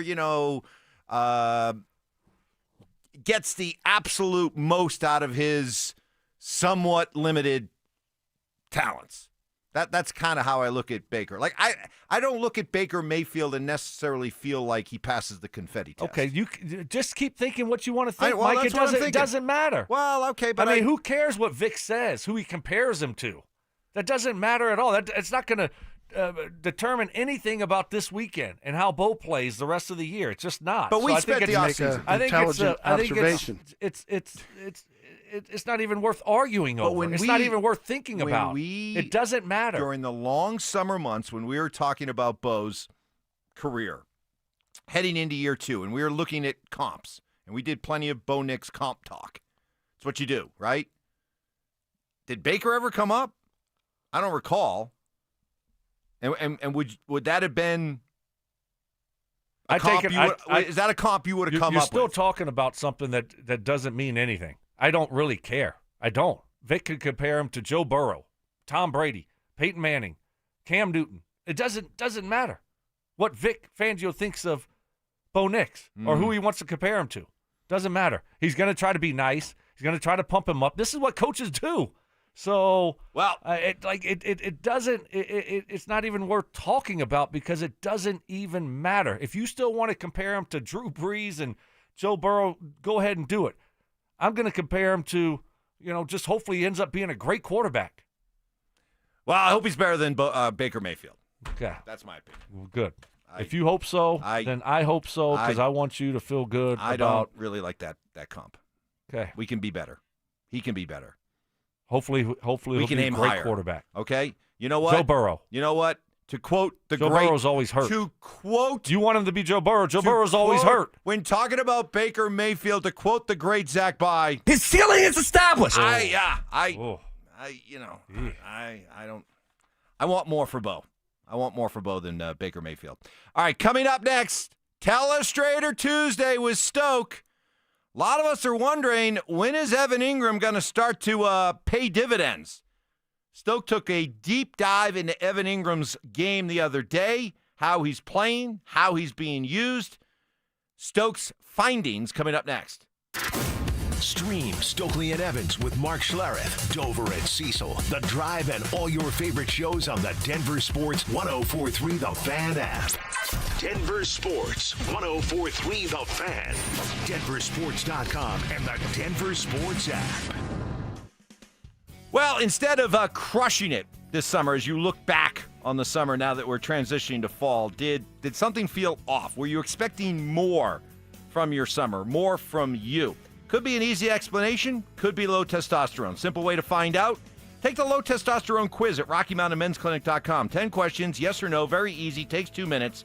Your answers could go a long way towards figuring out if you have low T, like putting on weight, not sleeping well, feeling sad or depressed, loss of sex drive. Next step, easy. Reach out to the experienced, professional, and compassionate staff at Rocky Mountain Men's Clinic. I was running out of gas a couple years ago later in the day.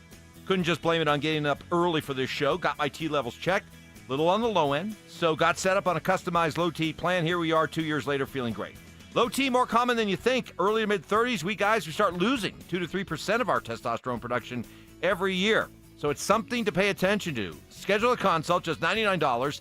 Start low T treatment that day. Your office visit is free. Got 5 locations, including Fort Collins and Colorado Springs, and a new and improved office in the Rock, Castle Rock.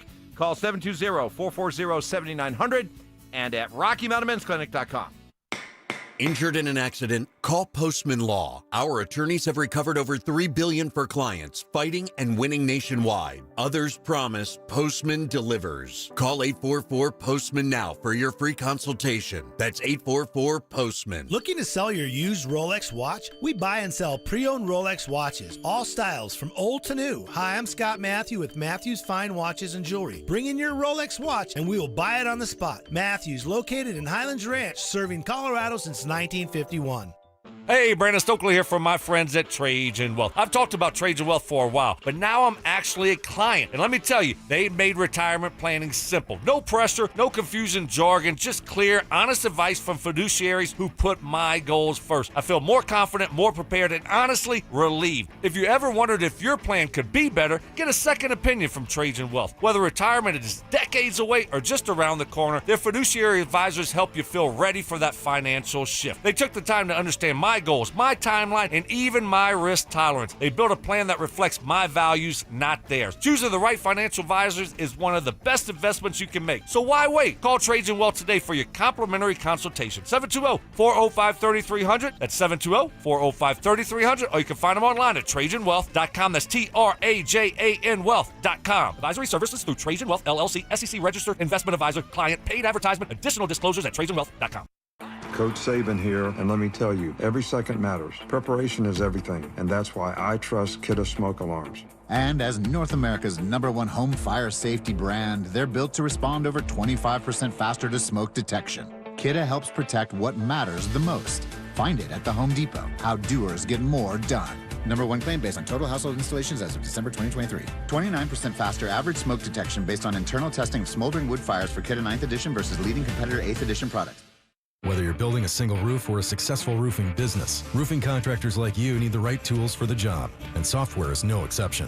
Service Titan is on a mission to be the most powerful software platform for the trades, with purpose-built technology proven to maximize revenue, streamline operations, and deliver 5-star customer experiences. We are taking roofing companies like yours to the next level and beyond. Service Titan. We are built for this. See what we can do for roofers at servicetitan.com. It's Teleustrator Tuesday, presented by Colorado Credit Union. John Elway, that was a bootleg pass. We talked about the cross, and remember I said how they run those crosses on you?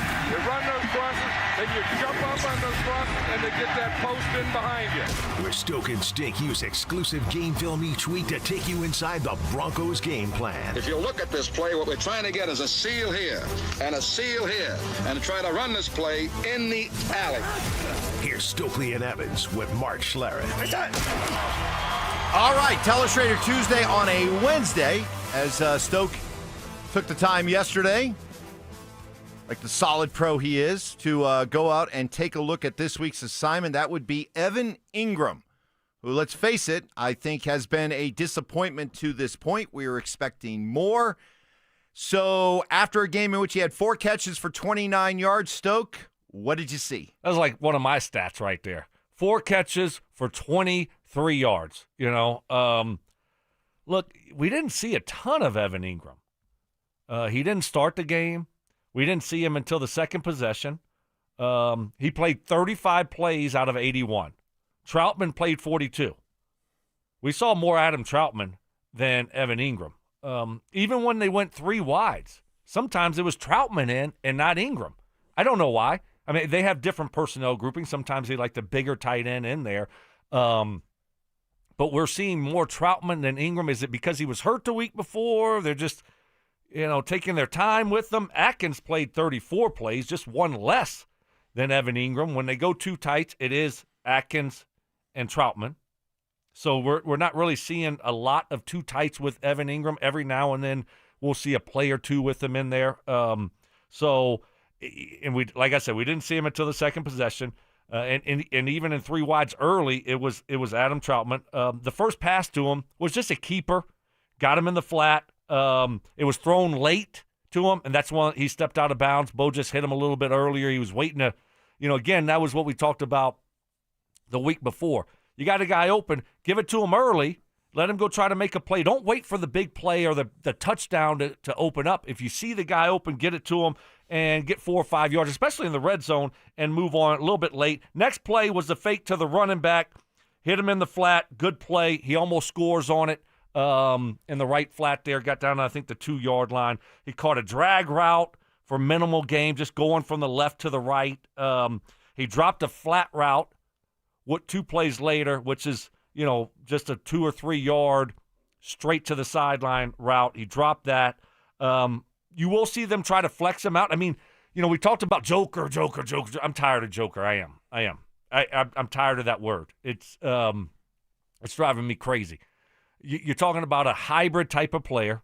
They'll move him all over the football field. Sometimes he'll be all the way in tight. Sometimes he'll be in the slot. Sometimes he'll be outside. And sometimes he'll be outside by himself. We saw him flex him out by himself. So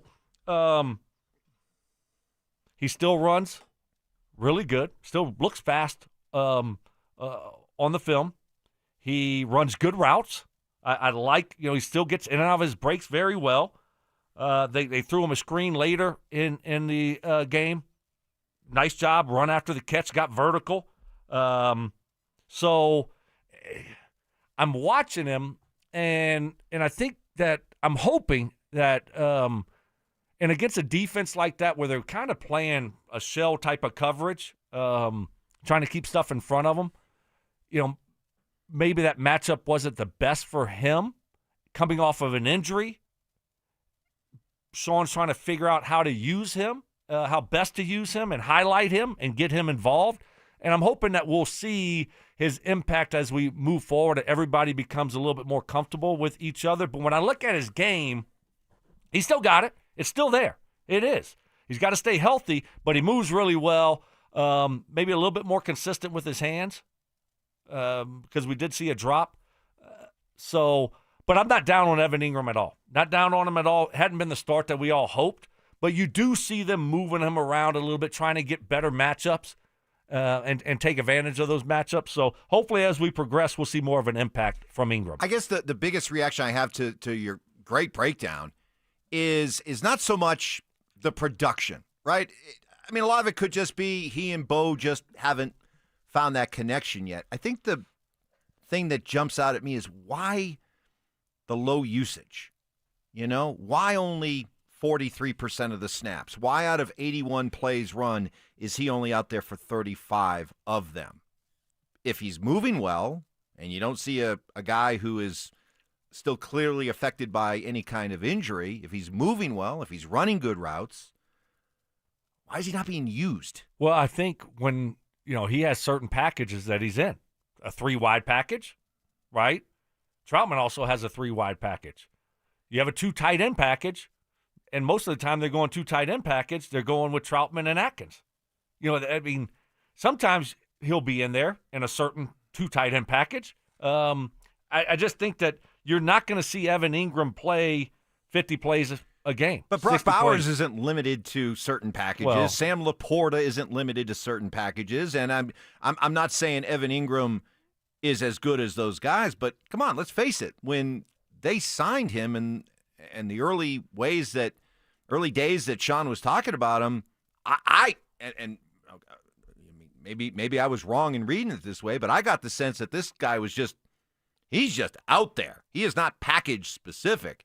He's out there because he's that much of an impact player. No, I mean, Evan Ingram's not a blocking tight end. He's a pass receiving tight end. So he's not going to be out there the majority of the snaps. I mean, Brock Bowers is a little bit of do-it-all. Laporta, same thing. Kelsey and those guys, Kittle. That's not how he profiles. So you want to use him to his strengths, and I think that's what they're doing. So, and that's how Sean Payton operates with these guys. They're going to be in and out of the lineup. It's just the way it's going to be. You're going to try to use him to his strengths, and his strengths is, in the passing game, catching the ball, not blocking. So I don't know. I think some games you'll see his usage higher, and other games you're going to see it lower, depending on what the defense is doing. And it's like I said, still early in the season. I'm not overreacting to the slow start at all. Missed last week because of a injury, first game back. And they're all trying to figure things out here, and he's in a new place. But as far as just watching him run routes, get in and out of his breaks, what he does after the catch, I like what I've seen. I think, if he can stay healthy, he's going to help the Broncos out this year. He's going to be a positive. I know you've wanted to see more from him early on.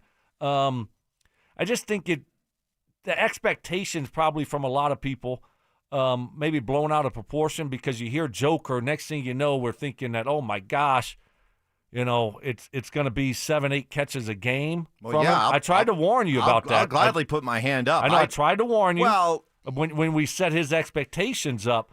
But I think we will start to see him hopefully highlighted a little bit more in how they use him as we move forward. Still early. Okay. There's a difference, though, between I thought we were getting our Brock Bowers at tight end. Okay, that probably is unfair, but I think it's safe to say I don't think Broncos country when they signed Evan Ingram and all the hype that went with the signing, felt that we were looking at a guy that was going to be package specific or game plan that week specific, that he would kind of be above all that.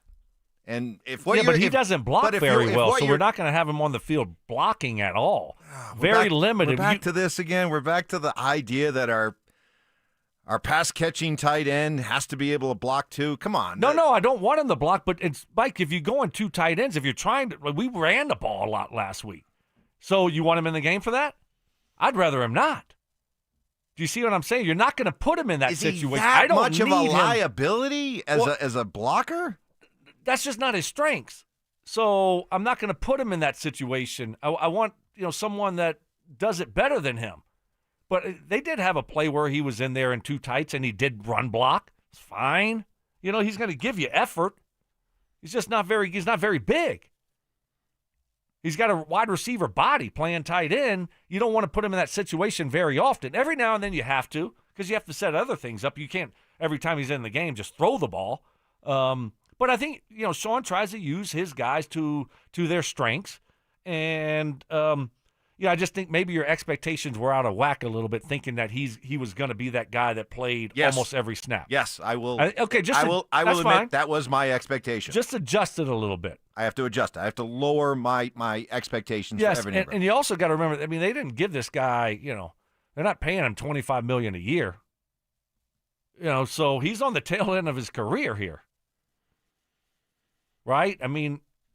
I think we all realize that he can still produce, but his days are becoming shorter and shorter. Is that not how you view? He's in his 30s as a tight end. I guess so. All I'm telling you is that on this day, October 1st, our conversation surrounding Evan Ingram is vastly, vastly different than those heady, buzz-filled days after they had just signed him.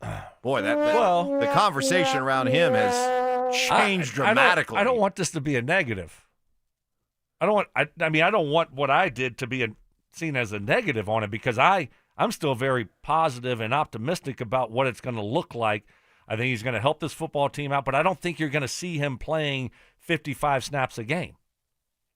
Some games he might play 50, but other games he might play 15 or 20, just depending on what it looks like, Okay. Mike. I just sorry, I wasn't. And what the other team's doing to try to what the other wasn't team's expecting playing. that. Okay, I wasn't expecting. I'm that. sorry. And you look were back disappointed. right after. I am disappointed. I'm not gonna lie, I am.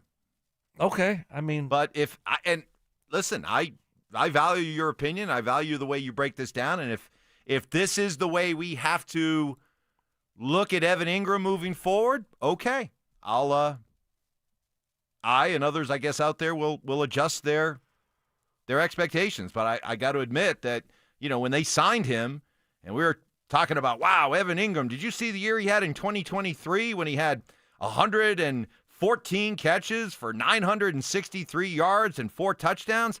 That's the guy that was being sold to us. And I can't imagine that Evan Ingram in 2023, who was targeted 143 times and caught 114 balls, was only out there for 35% of the snaps. Or, 43% of the snaps. 35 snaps in a game. I can't believe that. Well, you maybe you should go back and look at every Evan Ingram game in 2023. Oh, all of his catches, every game. All of his targets. All of his targets. All of his routes. I'll get on that ASAP. Right. Good. The guy is drunk. Time for 4 Down. Yes, Teleustrator Tuesday, but on a Wednesday with Stoke, is presented by Colorado Credit Union, powered by Colorado Credit Union. Love where you live, love where you bank, and Stink will have his. What is he doing?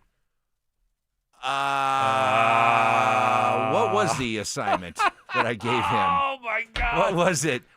You're the teacher. I You know, don't remember? I'm so fixated on Evan Ingram right now that I forgot. Give me some time to think about it. Maybe it'll come to me here while we're doing 4 Down Territory. Let's go. It's time for 4 Down Territory, where Stokley and Evans with Mark Schlereth react to the latest action both on and off the gridiron. Kicking things off with First Down. Was it Paul Chesky? No. It wasn't the reporter guy? No? No, it was Bo. I think it was Bo related. Okay. I think it was Bo related. Okay. I think it was both. Oh, I know what it was. I got it. See, I got over my depression about Evan Ingram. Don't be depressed, Mike. I'm not going to lie. It's not a negative, buddy. I'm not going to lie. Not only am I not going to lie that I'm a little bit bummed out by your breakdown, which I think was spot on, but as my official spokesman position for Broncos country, okay, I'm going to speak for Broncos country and say that Broncos country was expecting more from Evan Ingram to this point, and that Broncos country finds your breakdown of Evan Ingram's role in this offense to be somewhat disappointing. Broncos country, am I right? Let me know. RamosLaw.com, text line 303-713-1043. Sean Payton yesterday. I thought you were going to Oh, yeah, sorry. I wanted to get on to 4 down territory. Oh, I know. But He's going to be doing first down plays. Okay. So there was so much made last week about the Right. Broncos getting ahead of the chains, not putting themselves in third and long, being more manageable first and second down. He went back and looked at all their first down plays to see how things maybe changed from what we saw the last couple weeks. That'll be Sting coming along an hour from now. He'll be here in about 15 minutes. Joel Clatt will be joining us in about 30 minutes. Looking ahead a little bit further, Dan Orlovsky will join us at 9:15. But first, we kick off 4 down territory. Sean Payton talking about the challenge of playing defense on the road against these Eagles. Well, look, you always look at the things that are a plus for you at home, and you want to take advantage of those. You know, we up-tempoed some snaps on offense yesterday to hopefully tire them out some. Defensively, certainly, for every team in this league, when you travel, the snap count's more challenging for the offense on the road than it is at home. You know, when you're playing a team on the road, you don't have the head tilt, you know, the silent snap count. You get more of an audio snap count. So, yeah, do we have to do all the little things well defensively against an offense like this? Absolutely. You know, it's definitely the storyline back in Philly this week, and even on ESPN they were talking about it this morning. What's wrong with the Philadelphia offense? That they're 30th in the NFL in total offense, and the question is, you know, what's going on? Saquon Barkley is not off to the explosive start that he was last year. A.J. Brown is, you know, kind of grousing about his touches and all that. So do you like the fact that the spotlight's being painted on this struggling Philadelphia offense, or would you wish that people weren't shining such a spotlight on it? No, I'm fine with it. I think we're 4 games in now. I mean, just because it's been being talked about, it hadn't just started. Because Saquon, you know, hasn't, you know, last year his start was awesome. And this year it doesn't look the same. Their passing game doesn't look the same. So they're a little bit off. I mean, Super Bowl hangover, you know, you have a longer off season, and so they look a little bit off right now. Hopefully it continues. Part of the reason why I like the Broncos' chances this week, I think it's going to be a more intriguing and closer game than maybe some people think, is that sometimes just the schedule, so just sometimes the ebb and flow of a season impacts a game in a way that you weren't expecting. And I love the idea of the Broncos going in with an underdog mentality. I like the fact that not many people around the country, probably not even a lot of people here in their own fan base, think that they've got a really good chance of winning. I also look at Philadelphia. You know, when you're a Super Bowl champion, Stoke, I think when you start the season, you're fired up and, you know, you really want to go out and, you know, pick up on that good feeling that you had when you won the Super Bowl. But then the long grind of the season kicks in. And we were talking about the challenges of the Broncos having to not only play this game, but then turn right around and head over to London to play the Jets. The Eagles have this game, and then they have a Thursday night game to look forward to, a quick turnaround against the Giants, albeit not a hard opponent, but still a very quick turnaround against a division opponent. They're welcoming in the Broncos, a non-conference game. I'm just saying, I think some of the intangibles that surround this game, I think help the Broncos. Yeah, I like the fact that, you know, you're the underdog, obviously, and not many people are expecting a lot from you. I don't like the quick turnaround here obviously the Monday night game, it's not ideal, and now you're traveling. And then, to your point, you got London the following week. That's not, ideal this early in the season to be all out of sorts with your routine. So you look at schedule. Sean Payton, I guarantee you, has put a lot of thought in the schedule the next couple of weeks. How do we keep guys fresh? How do we keep guys rested? You don't want to overwork them because it's early in the season, and your schedule is really, really different with London coming up here in a week after this short week this week.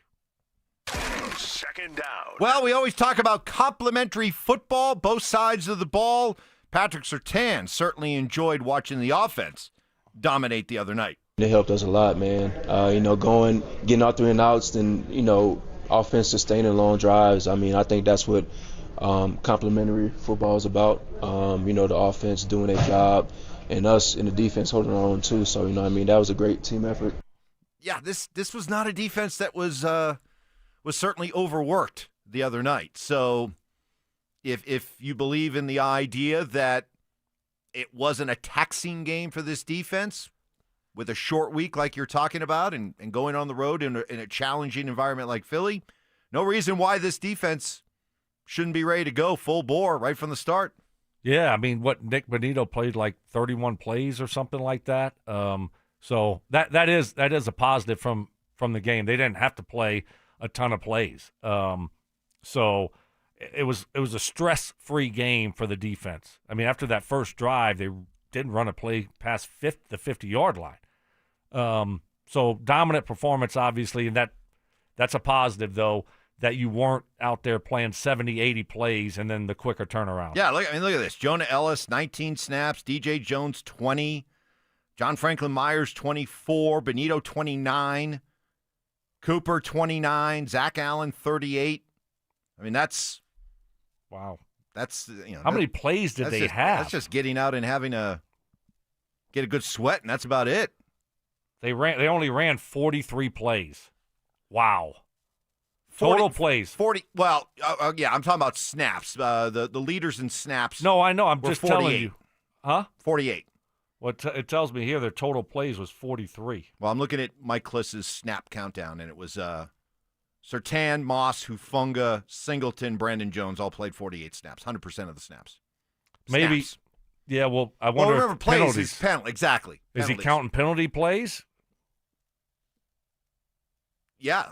So like that one drive where it was 4 false start penalties. Right. I guess those count as snaps. Okay. All right, but they ran a total of 43 plays We're according to we're nitpicking ESPN. between 43 right. and So 48. it's not a lot. No. They didn't have a lot of plays. That's what did Mark say yesterday? Usually you have around 65, 60, Right. 65. Sometimes you're a little bit more. Broncos had 80, around 80.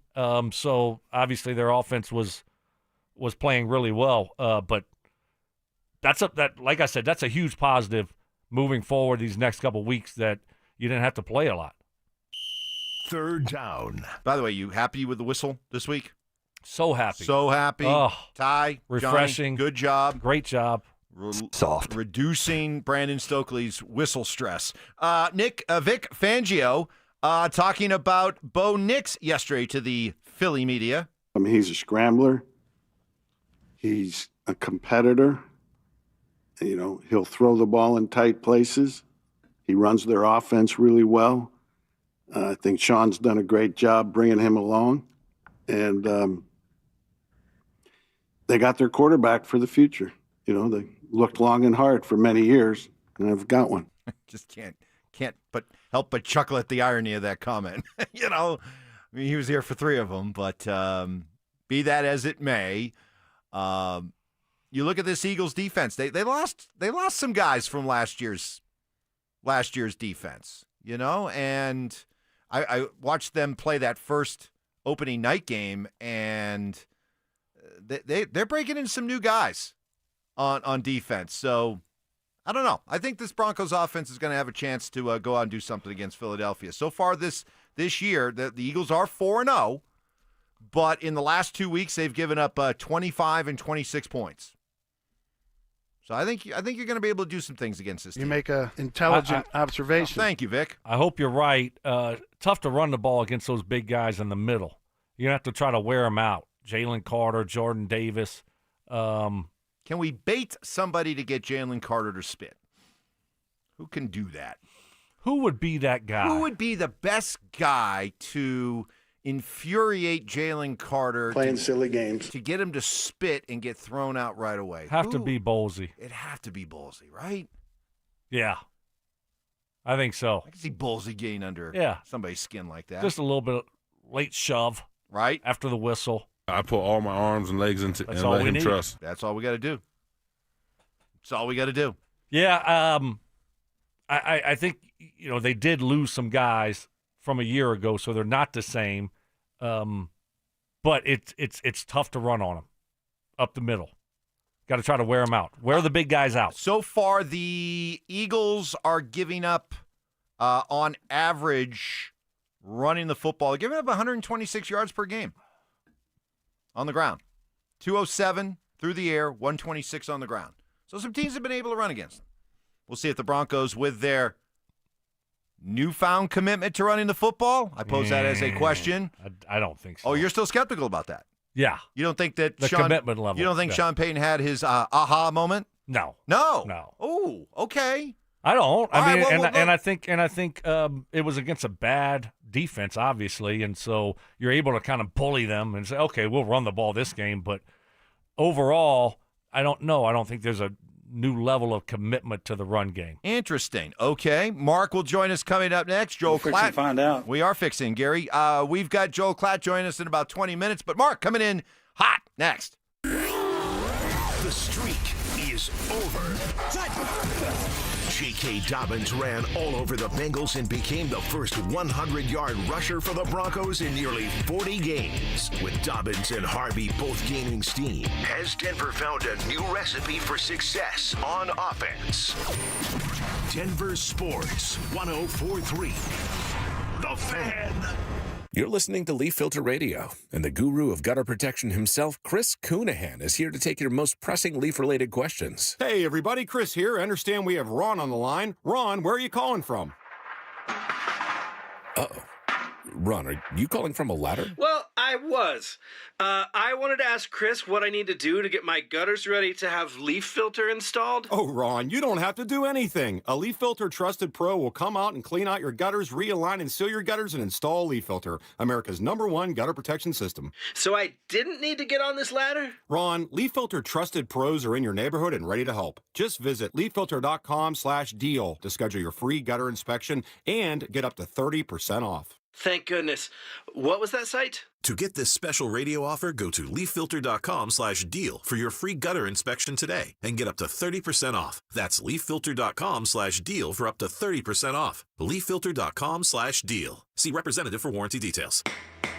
Winning matters. Postman Law has recovered over $3 billion for clients. Injured? Call 844-POSTMAN. It's free to see if you have a case. Others promise. Postman delivers. This is Hall of Famer Terrell Davis. Football season is here, and there's nothing like a fresh start, on the field or on the road. If you're looking for a new car or want to refinance your current loan, Colorado Credit Union has the winning play with low rates and fast approvals. Whether you need a truck for tailgating or a car for the daily drive, Colorado Credit Union would help you get there. Visit ccu.org to apply today. Colorado Credit Union. Love where you live, love where you bank. Membership eligibility required. Not all applicants will qualify. Federally insured by NCUA. This is Jeff for Rocky Mountain Men's Clinic, where we've successfully treated thousands of men for low testosterone and helped them feel like their old selves again. Please take a moment and listen to how we help Greg. Hi, my name is Greg. I've been a patient of Rocky Mountain Men's Clinic for over 10 years. I noticed that I was really tired. I was lethargic. I didn't sleep really well, and I was overweight. My waist was 4 inches over what it should have been. It was really difficult for me to lose the body shape I didn't like. And of course, my marriage, yes. No man in their 40s wants to have low libido in their marriage. I'm really thankful for this therapy because it just makes me feel the man I want to be, active, at home, everywhere. If you're feeling like I was, call the Rocky Mountain Men's Clinic today and get checked. You have nothing to lose and everything to gain. Thanks, Greg. It's true. Low T therapy will likely change your life. Your initial appointment is only $99 and includes blood work and a medical consult. Call 720-440-7900 or go to RockyMountainMen'sClinic.com. Hey, sports fans, did you know that O'Mara owns GMC on 104th? It's true, and now it's time to check them out. That's right, and O'Mara GMC announces the lowest lease payments of the year. GMC Hummer, just $549. Sierra 1500, just $479. Wow, lease a GMC Hummer for only $549 a month or a Sierra 1500 for just $479. That's O'Mara GMC on 104th. OmaraGMC.com. Stock TU 601245, 26 GMC Hummer EV, stock SZ 146350, 25 GMC Sierra 1500. See website for complete details. Hey, Mr. C, it's me. Well, I just picked up the ring. I actually went to Hellsberg. Thanks for that recommendation. Kate's gonna love that hers is from the same jeweler you got Mrs. C's ring from. They were so helpful throughout the whole process. They even knew your family by name, and the ring looks great. Anyways, I just couldn't wait to let you guys know. Call me back and wish me luck. Hellsberg, designed with care and craft since 1915. Shop in store or at hellsberg.com. Football is here, and Fitness Gallery's fall football sale is your playbook for a winning home gym. Save up to 50% off on select premium equipment. Visit any of our 7 stores from Denver to Fort Collins and score big before the sale ends. Football is back, and it's time for you to get in the game. Denver Sports 104.3 The Fan is here to help, and we're giving away a PlayStation 5 bundle. Download the Denver Sports app and tap the contest banner on the homepage for your chance to win a PS5 console, a 70-inch flat-screen TV, plus copies of Madden 26 and College Football 26. Don't wait. Download the Denver Sports app now. 104.3 The Fan, DenverSports.com, and the Denver Sports app. KKFN and KKFN HD1 Longmont, Denver. You're listening to Denver Sports 104.3 The Fan. Double crossing, you little punk. I can't believe you did that. Unbreakable trust. See, I'm not like you. You just let me drown. You just let me drown. You do nothing. And of course, emotional maturity. Maybe a little bit angry. It's Stokley and Evans with Mark Schlereth on Denver Sports 104.3 The Fan.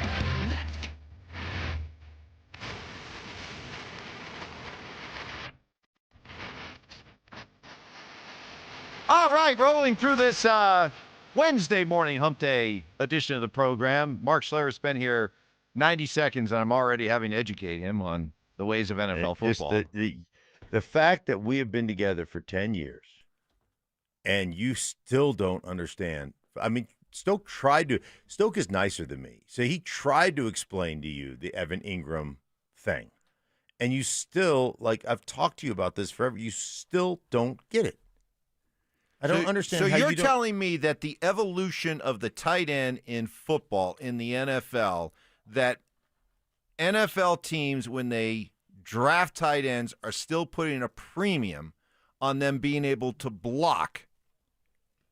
Even if they're a really dynamic pass-catching tight end, they're staying away from these guys if they can't block, is what you're telling me. So let me ask you this, Mike. Because the guys you bring up, Laporta. I want a Laporta. What does Laporta do? He's in there the whole time. You know why? Because he can block people. He can get in the backfield and block people. Kittle would rather block you than catch a pass. Like, those guys have versatility and duality, and you don't ever have to change out of the personnel groupings. There's no tell to what those guys do. How you haven't learned this from me yet is I've done a bad job. Stoke, I've done a bad job of educating Mike. Well, as I've realized over the last year, it's not an easy thing to do. No. He's stubborn. He's hard-headed. Uh-huh. He likes to point the finger, not pull the thumb, unfortunately. So it's a work in progress, but I don't blame you. It's just thank you. He's just not, you know. You know, if I was gonna compare Mike to just like a movie character, I would compare him to Donkey from Shrek. Oh, jeez. Yeah, he just doesn't, like, he's just gonna do what he's gonna do, and he's not really gonna listen. Right. Yeah. He's not very coachable. No, he's not coachable at all. Not coachable. Yeah, I'm here, guys. I am here. Oh, While you're going back and forth. I mean, here. we were just having I a am in the conversation. I room forgot here, that forgot that you were actually hosting this show. I thought it was just Stoke and I. Clatt will be along here in a few minutes, but the point is that Stoke did a really good job on Teleustrator Tuesday on a Wednesday about Evan Ingram, and when he made the case that what we're seeing here for Evan Ingram, why his snap count may be down, is that because he's not necessarily a good blocker, because of whatever the defense's game plan, whatever the offensive game plan is that particular week, might impact his snap count. And all I'm saying is I think back in those days this summer when they signed Evan Ingram, and we were all talking about Evan Ingram and our expectations for Evan Ingram, I never once heard any talk about, well, he'll probably be game plan specific as to how much he'll be used. I don't recall us ever having that conversation. So now that we're here 4 games in the season, and Stokes doing an outstanding job of saying, hey, Ingram still looks good. He looks healthy. He's running well. He's running his routes well.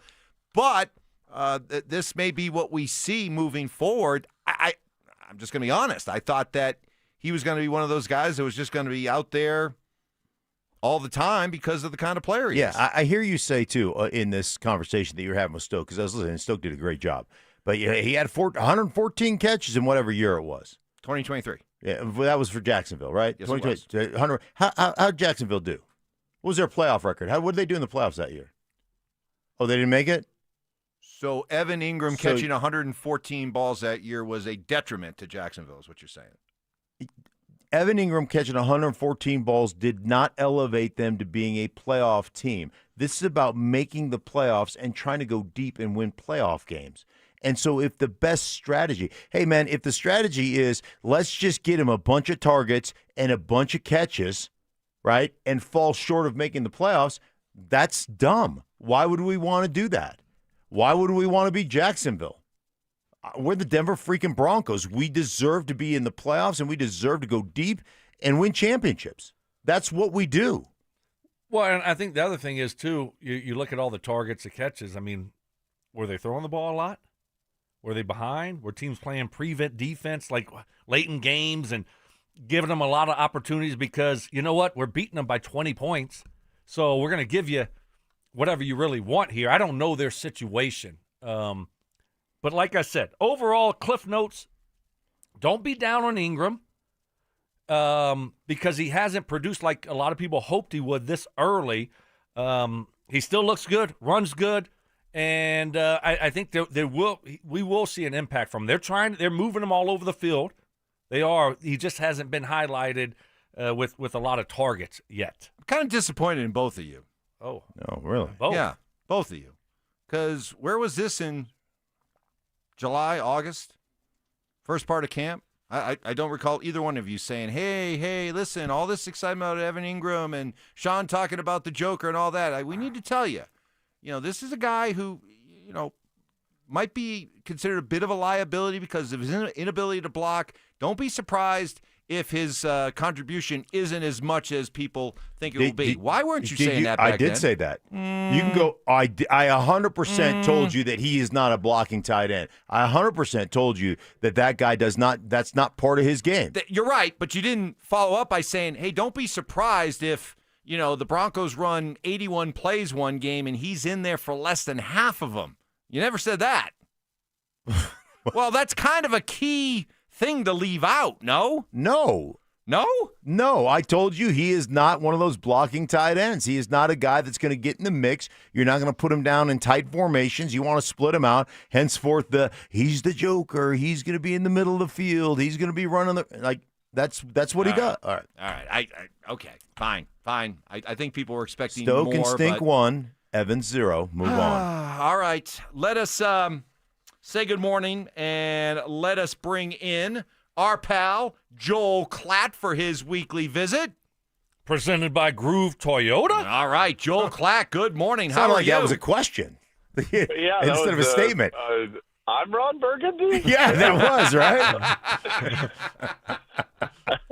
All right, why don't you jump in on this quarterback? I I'm not saying that Broncos country was sold a bill of goods, but I guess I think we were just expecting more from Evan Ingram, not only in terms of production, but just that he'd be out there more and not be in 35 out of 81 team snaps. Did you expect more from him? Well, it's an oddly specific demand for you to tell Mark that in July he had to say not only what his role would be, but what percentage of snaps he was going to be on the Yes. field. I'm extremely disappointed. Mike loves pie charts, and whose fault is it? He didn't tell me he was only going to be in 47% of snaps.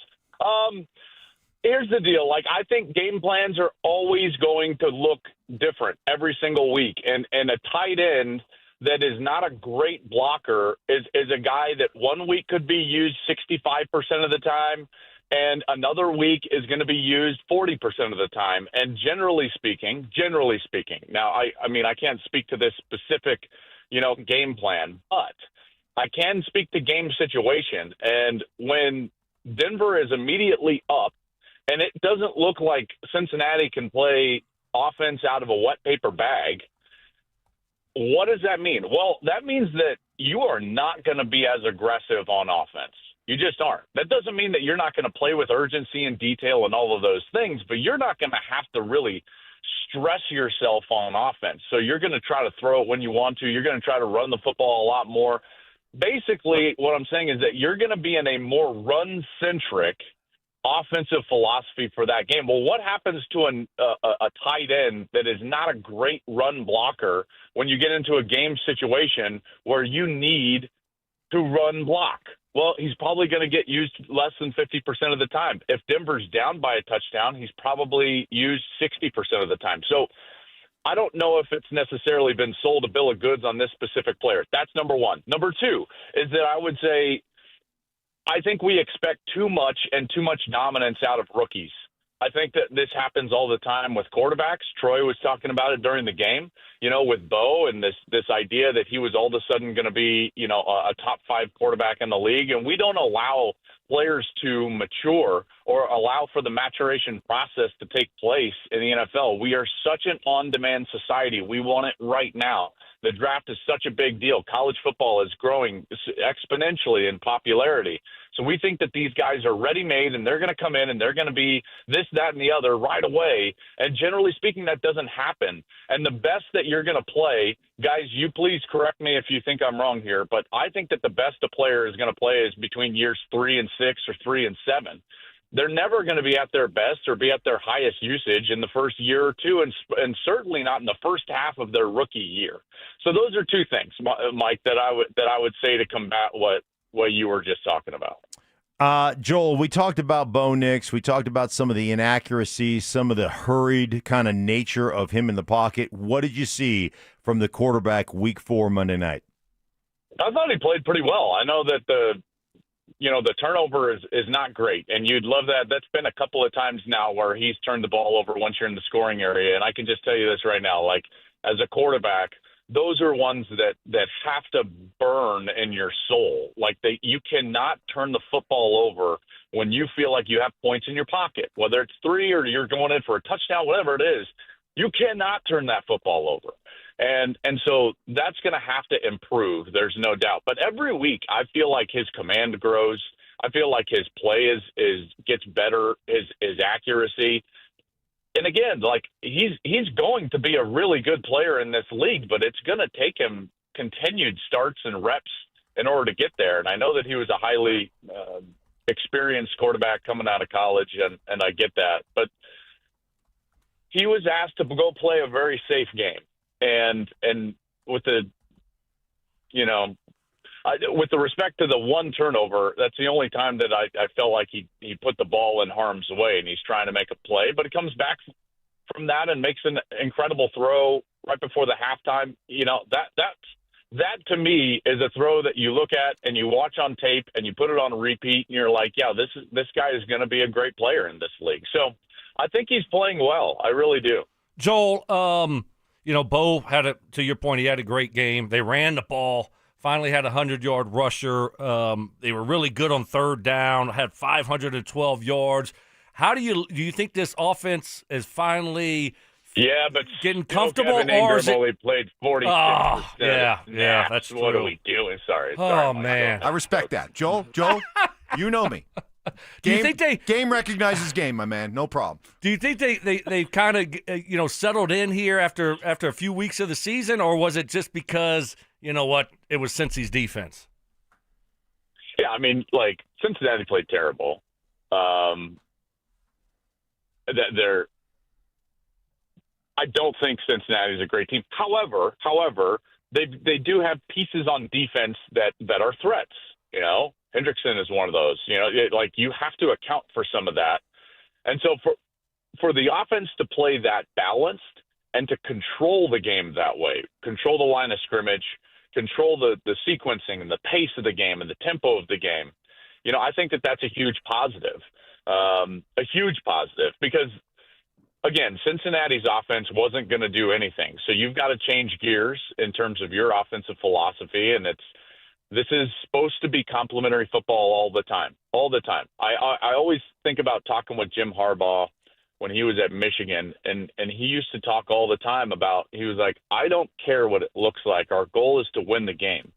I don't care what our defense has to do or our special teams have to do or our offense has to do. We just want to win the game. And I think at times as fans, we can put expectations on each individual part of the team and want them to look their best when, in actuality, because of the style of game or the philosophy of game that you're going to play on that given Sunday or how the game is playing out, it's going to look different. So I was very impressed with Denver. I really was. That being said, that was a pitiful performance. I thought that the game lacked any energy whatsoever. The outcome was never in doubt. It was one of the worst NFL products that I've seen in a long time. There was no energy in that game whatsoever. And at no point did I feel like Cincinnati was going to mount some sort of comeback. Maybe that's because of the dominance of the Denver defense. But I got to tell you guys, as a guy that just goes around to these environments and it's just fever pitch every single Saturday in college football, and you got the bands and all of this stuff, that was as corporate and stale and terrible of a product as I've seen in a long time. Prove me wrong. Okay. Strong statements there. I thought the crowd was certainly into it. Are you saying obviously Denver's crowd is amazing, but I'm talking about the product on the field. Do you think the Broncos didn't play? You didn't think the Broncos played with a lot of energy? Early, I thought that they did, and then they controlled the game. This is not a knock against Denver. Okay. I'm just talking about if you were to just sit down and you're not a Bronco fan and you're watching the game on Monday Night Football and you're seeing flag after flag after flag after flag, and you're like, well, this game is not in doubt. Like Cincinnati, this is an indictment on Cincinnati, Mike, not on Denver, yeah. Right? Denver's crowd was incredible. I'm just saying, like, the product wasn't good. It wasn't competitive. It wasn't a good product on Monday night. You call college that football. Doesn't mean that we don't love what happened. Right. We can love the result and say that the product is not bad. If you loved that game, then, hey, more power to you. You call college football games every single week. When you watch what you watch every Saturday versus what you watch on Sunday, how much are you struck by the way that the game is officiated in the pros compared to college? Yeah. It's my frustration is that we constantly, because of just this huge pissing contest between college football and the NFL, like, we won't standardize the rules. I hate it. So I can't stand the way the sport is officiated. I think in general the NFL is officiated a little bit cleaner and with more efficiency. In college football, we stop all the time for these booth-initiated reviews, and it's just so cumbersome and terrible, and I end up starting to get irritated about it on the air, and it's everything. I feel like Aikman was on Monday, where he's like, oh, man, I'm going to say something that I shouldn't. And then in the NFL sense, like, for instance, the block in the back, or quote blindside block. Who is it on? Our offensive line. What was it? Paul Chesky. Yes. and then they give the replay, and we're all looking there, and the official's like, well, technically, he's going back towards his own end zone, and we're all like, oh, my God, are we really doing this? So, in general, it's not the way that the game is officiated. It's the rules that we've put on the game. I can't stand targeting in college football. I can't stand the way that we officiate from a rules perspective in the NFL. I think that it's over-officiated, and I think that the rules have gone way too far to promote some sort of farce of safety. This game is not safe. It's violent. And so to think that you can legislate safety into a violent game is a fool's errand. What do you think about ending in 40-40 ties? Well, there you go. Again, this is coming off Sunday night where it's like you just end. And it's like, okay, all right, everyone, go home. Because, what are we doing? College overtime's better than the NFL overtime. Prove me wrong. It's like we're going to get a winner out of that. And you can say that it's better to have the full field possession, but man, there are things that did we really invest 4 hours to see a tie? Ugh, goodness gracious. Yeah, not ideal, certainly. Joel, talk to me about CU, tough loss against BYU. Got a few tough games coming up there. They're sitting at 2-3. Got TCU at TCU. What do you make of the offense? They started off, they got a couple quick touchdowns up 14-0. They only get 7 more. Do you think Pat Shurmur's the answer? Was that a mistake hiring an NFL, coach to be your college offensive coordinator by Dion? What do you make of this offense in CU right now? Listen, any coordinator is going to look good when you've got great players, So I think that the last couple of years, the offense was able to overcome some schematic deficiencies because they had great players. Not a huge fan of their offensive system. They don't threaten the defense to the level that other teams' schematics threaten the defense. And more specifically, the number of players that are put in conflict on any given snap.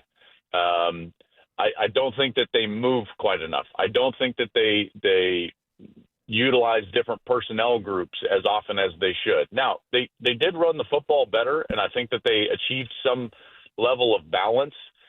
They don't move the pocket enough. Everything is drop-back pass. There's way too much just straight drop-back pass in their offense. And those are things that I would hope get corrected, but I'm not going to hold my breath because that's kind of what Pat has been for a long time. I'm also skewed. I know I know some guys that played for Pat in the NFL, and they don't have a high view, and that's skewed my view as well. But there's certainly much more creative play callers out there. And right now, Colorado's skill is not going to just outskill the opponent in a lot of respects. That's what happened last year. And when you can't just sit there and say our players are better than your players, then your scheme has to be better than the other team. And more specifically, you've got to be able to put players in conflict. And I don't think Colorado does that often enough. Now, what I say is not going to change anything, certainly, but that's something that I would love to see. Best team in college football right now, Joel, is who?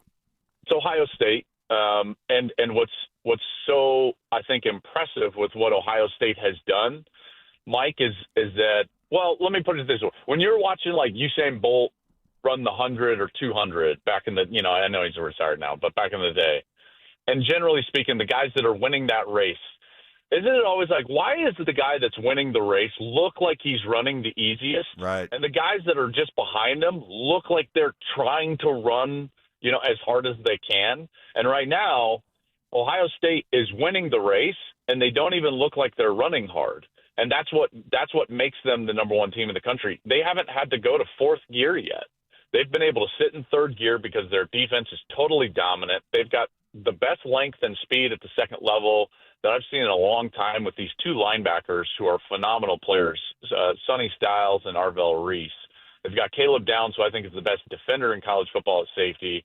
And all of a sudden, their defensive line has started to dominate, including a defensive end that is now coming into his own and had 3 sacks against Washington. That's a team in Washington that had the second longest win streak at home in college football, and that game was really never in doubt. It was only a 6-possession game, and Ohio State didn't even have to really break a sweat or do anything on the offensive side. So that's why I think they're the best team in the sport. Matchup going forward between Denver and Philadelphia. What do you think? Do the Broncos, can they go out on the road after Monday night and win in Philly? I think that's going to be really tough. Really tough. I mean, Philly is, I think I saw this stat right. You guys correct me if I'm wrong. Philly in their last 21 is 20-1. Is that right? Yeah, it's insane. Yes. So off a short week, Denver's going to go to the East Coast, which they never play well on the East Coast, and beat Philly? I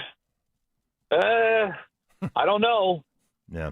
I don't know, guys. If they do, that would be incredible. But that's a really tall order. This Philly team feels like, and Mark, you did this, Stoke, you did this. Mike, I don't think you did this, but Probably you win not. a Super Bowl and the confidence you have the next year. Mark, you guys went, what was it, 12-0 to start the year after the first Super Bowl? Yeah, 13, Stoke, I think. 13. Yeah, 13. Before, I think you guys lost on Monday night to the Giants or something like that. Yeah. In New York. Stoke, I think you guys had a deep run, I want to say, after your Super Bowl. Forgive me if I'm getting that wrong.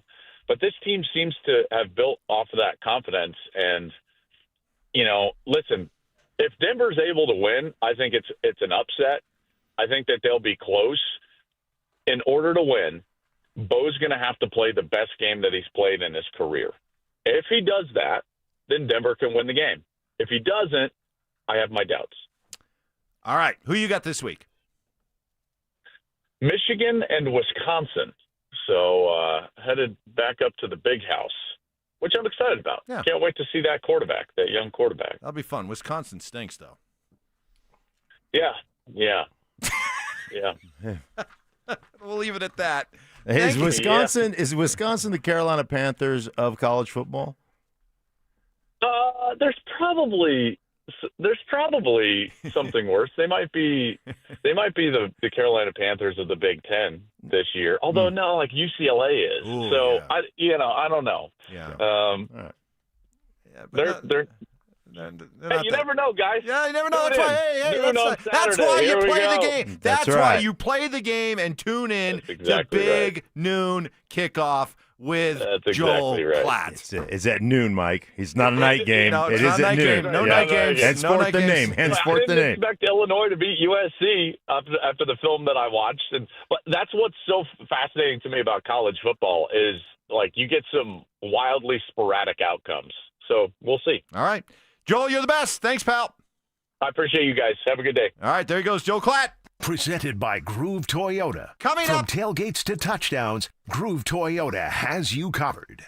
Coming up next, Stoke said something earlier, not buying into the hype of what's going to come out of that impressive Monday night performance by the Broncos offense. He'll explain next. Follow us on YouTube, Instagram, and TikTok at Denver Sports 1043 to stay up to date on all your local teams. Denver Sports 1043. The Fan. Hey, your boy Stink here, and I was recently talking to my buddy Troy Hansford about the housing market. Told me, hey, over the last year, this market's gone crazy. It was so hot, and now prices have declined. Tell you what, something people haven't seen here in quite some time. So if you're thinking about selling your house, now might be the perfect time to sell it, still get top dollar.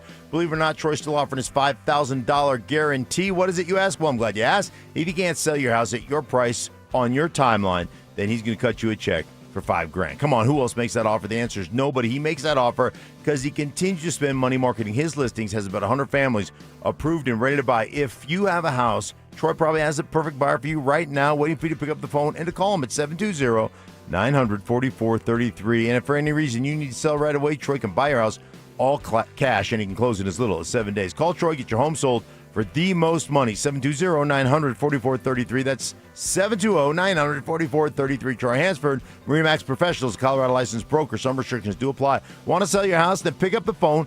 Call my buddy Troy. 720-900-4433. Every great game comes down to one thing, the drive. And right now it's time to make yours count at Groove Toyota. Get into a new Toyota, a certified pre-owned Toyota, or shop our huge selection of used vehicles. All priced right and ready to move with limited time offers in Colorado's best lineup of Tacomas, Tundras, SUVs, and more. Don't wait on the sidelines. These deals won't last. Make your move today at Groove Toyota on South Broadway in Inglewood, or start shopping now at GrooveToyota.com. What is happening, fellas? Stoke here for my friends at Embers Living. Family-owned Embers Living, a retail company based right here in Denver. Football season is here. It is in full swing. And if you want to win the tailgate this year or just be the king of your block, Embers Living has you covered with their top-of-the-line Yoder pellet smokers. And you can't find these just anywhere. They're in stock right now. Forget about your neighbor's burnt burgers. You're bringing the flavor this season. Head to Embers Living today and gear up with the best. Whether you're rooting for your favorite college team or watching the pros on Sunday, they've got the perfect smoker to match your grilling game. From standalone grills to built-in setups, pizza ovens, and so much more. Embers Living is your one-stop shop for the ultimate outdoor cooking experience. And oh, by the way, don't forget, winter's right around the corner. If you're looking to upgrade that fireplace, they got you covered there. Also, indoor, outdoor, Embers Living is the place to go. Visit embersliving.com today and make your tailgate the envy of the neighborhood. That's embersliving.com. Embers Living, where your perfect tailgate begins.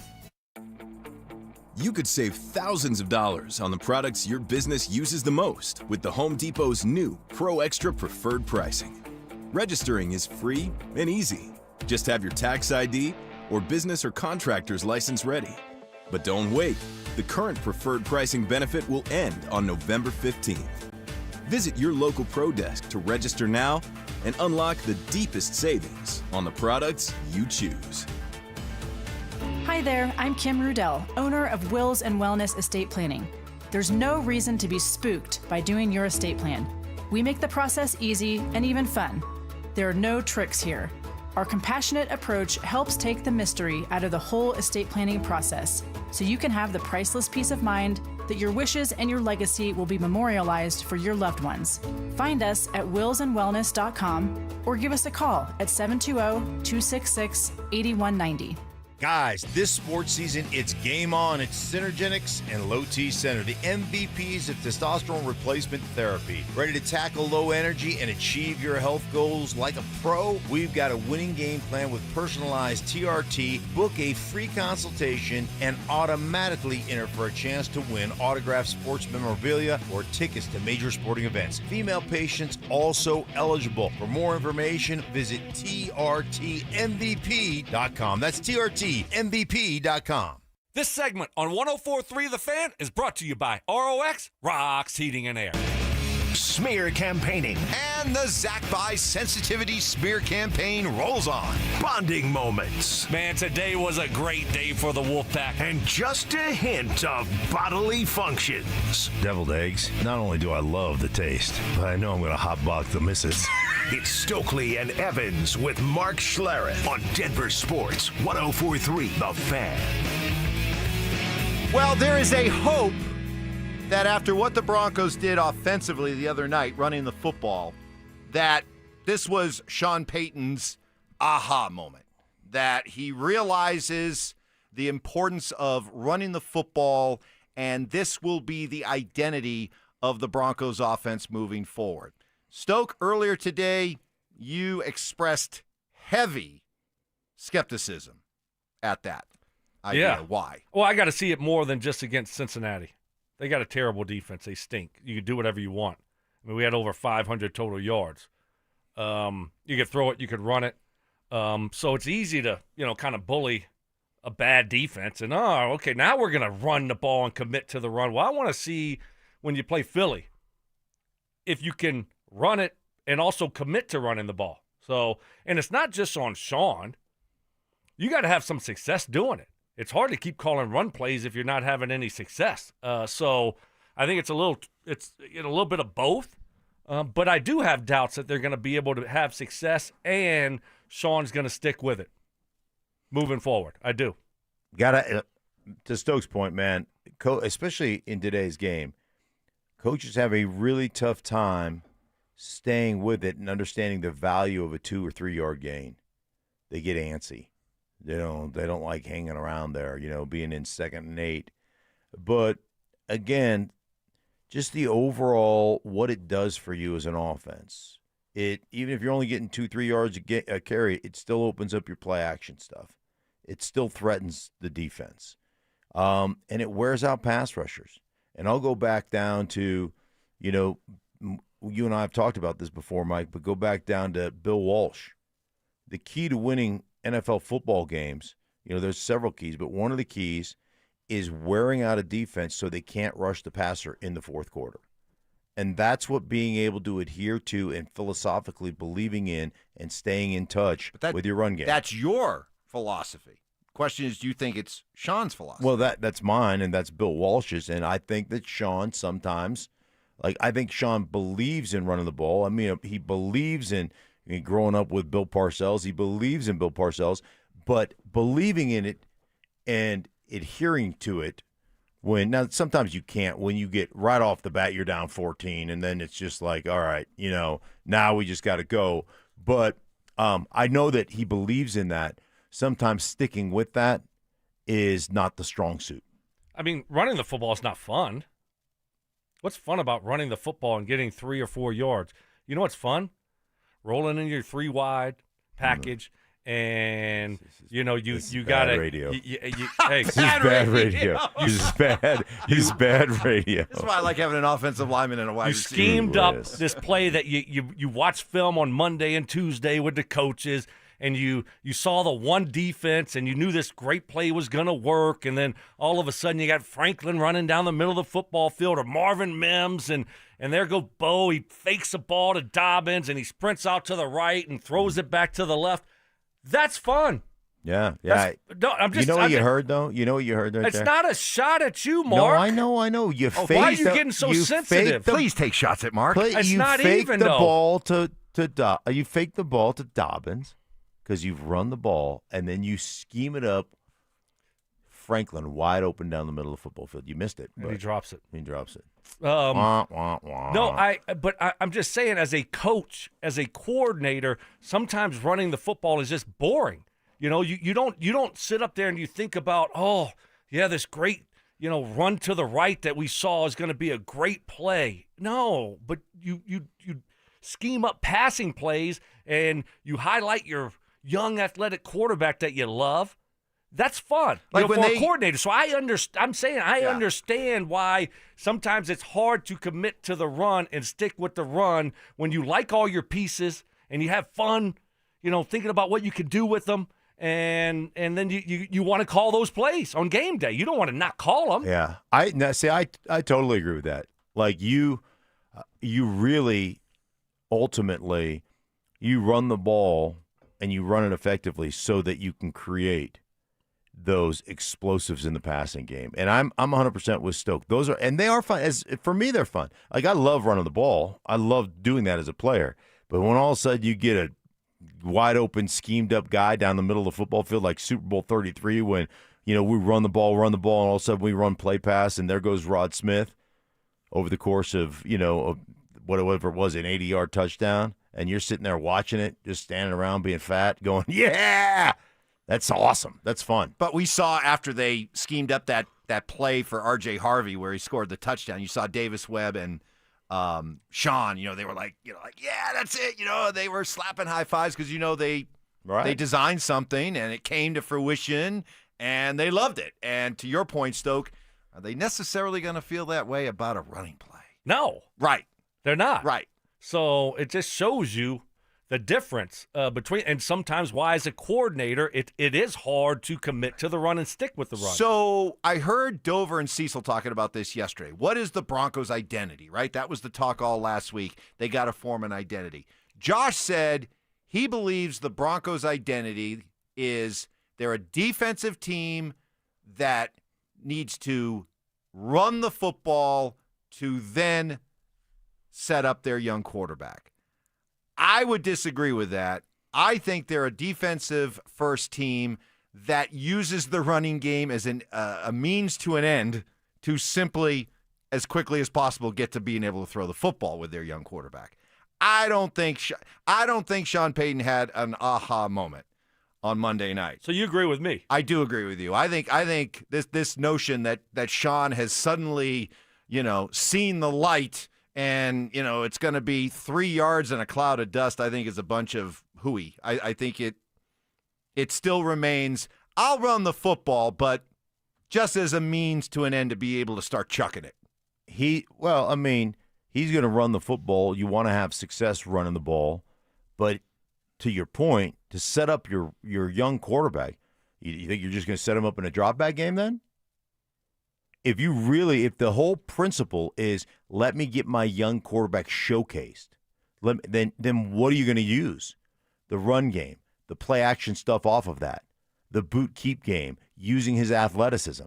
Like if that's what you want to do, then you've got to adhere. I'm not saying you're going to just sit there and go 3 yards in a cloud of dust, but you have got to be able to create that opportunity for Bo Nix, because I don't think at this particular point in time, to Joel's point, it takes time to learn how to play the position. I don't think you're going to go, let's just be a straight drop back team and let's really throw the ball all over the place. You want to set up the play action stuff. You want to use your run game to give your young quarterback the best opportunities to hit those things down the middle of the football field, to hit those seams after a run action, play action stuff. Well, last week the talk was about the Broncos needing to be better on first and second down so that they could stay out of third and longs. Stink, for his Teleustrator Tuesday on a Wednesday, went back and took a look at what the Broncos did on first down. It was clearly more effective, but did they really change anything? Stink will tell you what the film says. Teleustrator Wednesday with Stink coming up next. The Broncos bounced back in a major way and blew out the Bengals in prime time. With a short week ahead, will Sean Payton find a way to keep the momentum rolling on offense? Denver Sports 104.3. The Fan.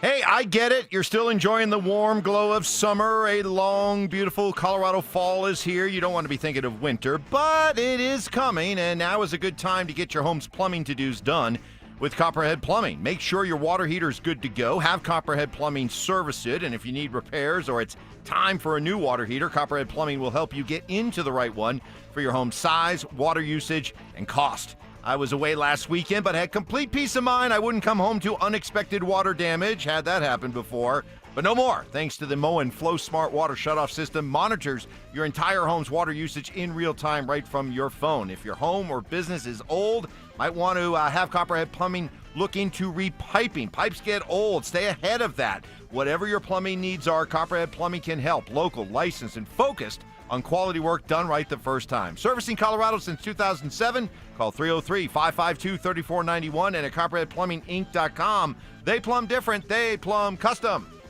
Go from daydreamer to industry leader with Amazon Business. From office supplies to IT essentials, Amazon Business provides tools that help you save costs and make insight-based decisions. Learn how to bring your visions to life at AmazonBusiness.com. Confidence is knowing you're ready to handle whatever comes your way. That's what it feels like to take on your workday with Cintas. They make sure your AEDs are up to date, your fire extinguishers are tested and inspected, your floor mats are cleaned and delivered, and your workwear looks good, feels good, and is freshly laundered with the Cintas Apparel Plus program. So are you ready to take on today? Visit Cintas.com and get ready for the workday. You still got it, but your immune system weakens as you age, making it harder to fight flu, pneumococcal pneumonia, RSV, and COVID-19. Ask your doctor or pharmacist which vaccines you need. Sponsored by Pfizer. Hey guys, your boy Stink here from my friends at Spine One. Do you have pain in your back, your neck, worried about needing surgery? How about taking all those habit-forming medications? Well, my guys at Spine One specialize in treatments that offer alternatives to major surgery and long-term medication. And here's the best news. Same-day appointments. That's right. You can start your journey toward pain-free just like I did. They're same-day appointments. They're a phone call away, 303-367-2225, Spine One Complete Medical Center. They've got the exams, the MRIs, the physical therapy, and treatment options all right there in one facility, and they're going to educate you. Here's why you're in pain. They'll show you the MRI pictures. This is what's happening, and here's the treatment that we're going to get you out of pain with. They changed my life, guys. I suffered with excruciating pain that checked me out of life. You know what I'm talking about. You just get to the point where you're like, I can't do that. I can't play golf. I can't go to the gym. I can't sleep through the night. You know what? And then you're always exhausted and cranky and everything else. Listen, a couple short visits to my guys at Spine One. I was back on the golf course, back in the gym. Most importantly, I was sleeping through the night. Call them. Do yourself a favor. 303-367-2225, 303-367-BACK, or find them online at spine1.com. Peanut butter and jelly, music and dancing, salt and pepper. At Excel Energy, we believe some things just work better together. Like a heat pump, the 2-in-1 unit that can both cool and heat your home. And better yet, it does so using energy more efficiently than a traditional HVAC system. Better yet, you can also save money on a heat pump with rebates at excelenergy.com/heat pumps. Cooling, heating, and savings. That's a lot to get pumped about. All in one package. Fall is here. The leaves are piling up. The air is getting crisp. Football's back on TV and chili's been simmering in the crock pot for hours. At Postman Law, the season may change, but one thing stays the same. We fight for hardworking folks when they've been injured. We've recovered billions for our clients, and it costs nothing to find out if you have a case. You don't pay a dime unless we win for you. If you've been hurt in an accident, call Postman Law at 844-POSTMAN today. That's 844-POSTMAN. This is attorney advertising.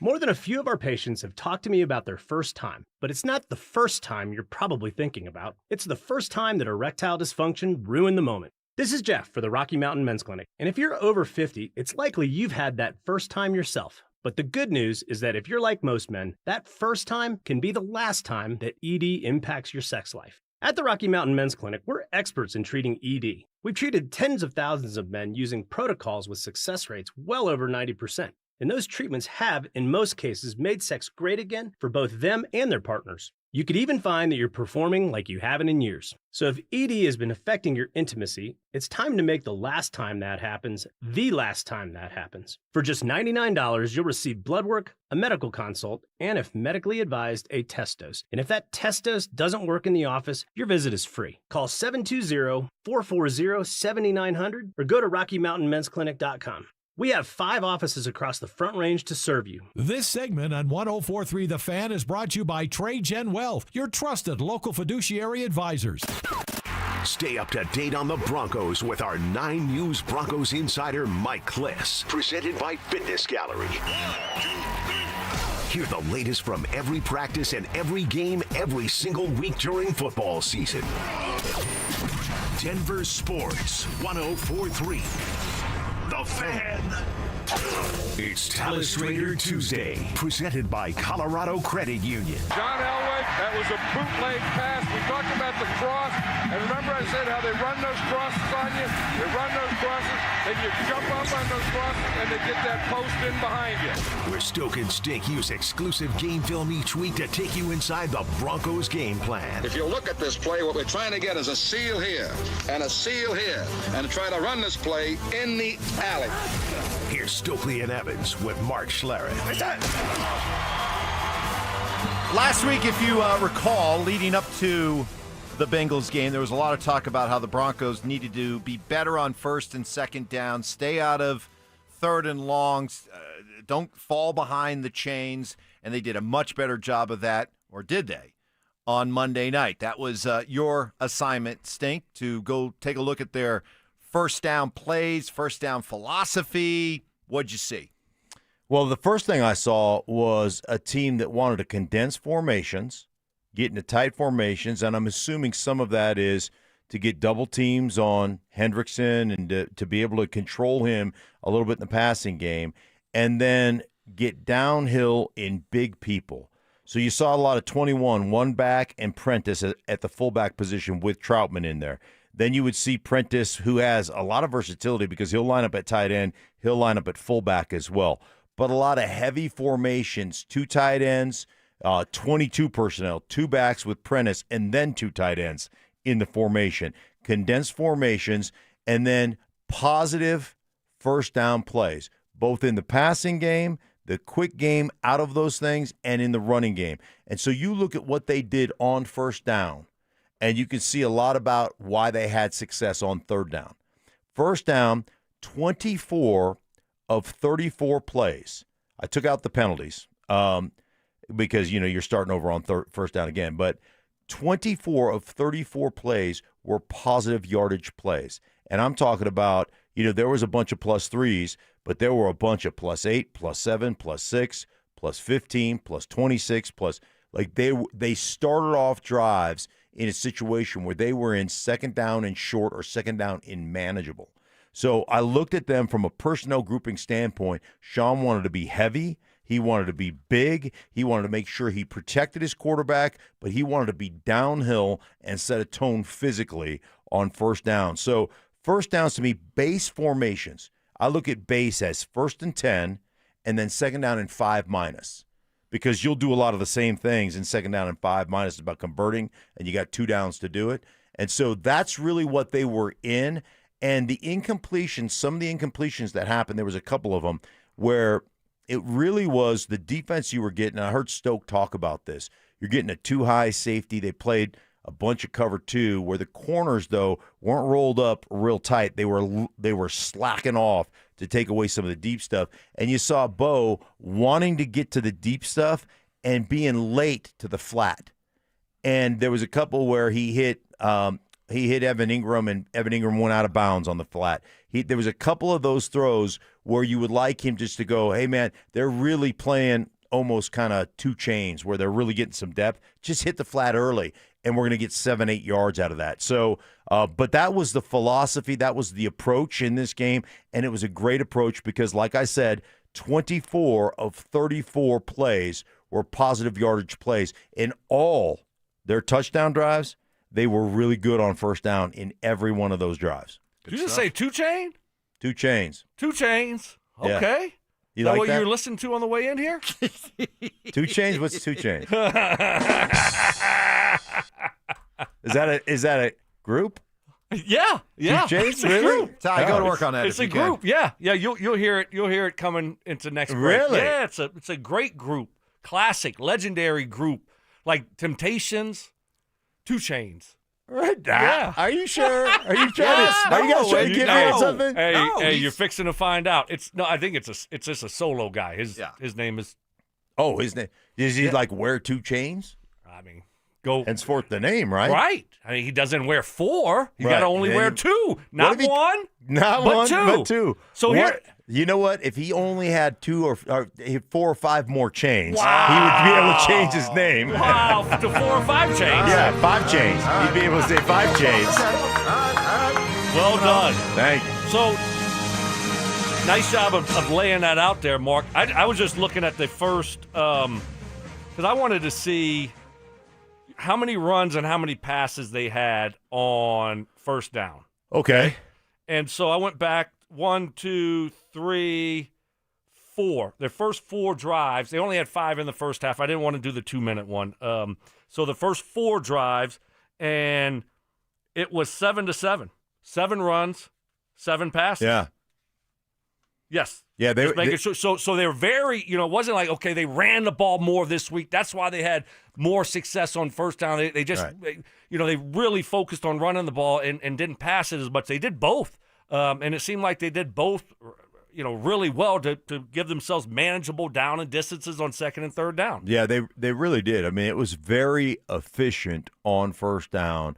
And then you saw Troutman make some plays on first down. You saw the tight ends being more involved on the shallow crosses and some of those things off their play action run game.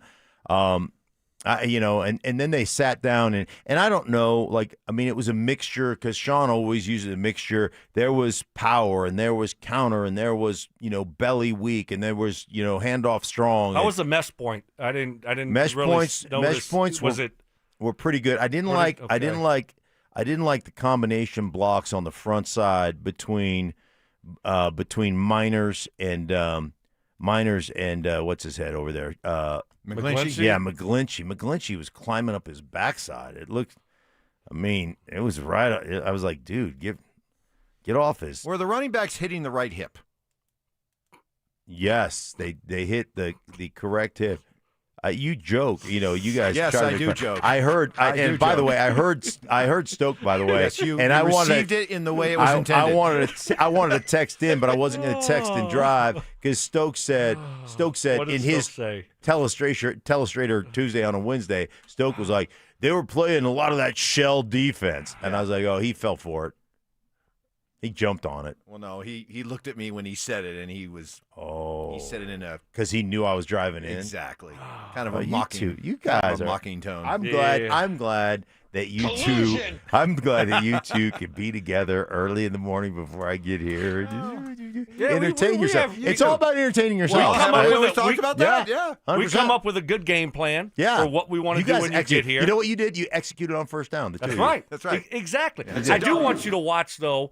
At some point, our center, Wattenberg, not very good. I know. Is he Not bad? Do we really need to upgrade it? Just like overall, because I don't know what I'm looking at with him. Normally, we don't hear his name, and all of a sudden, we're hearing his name.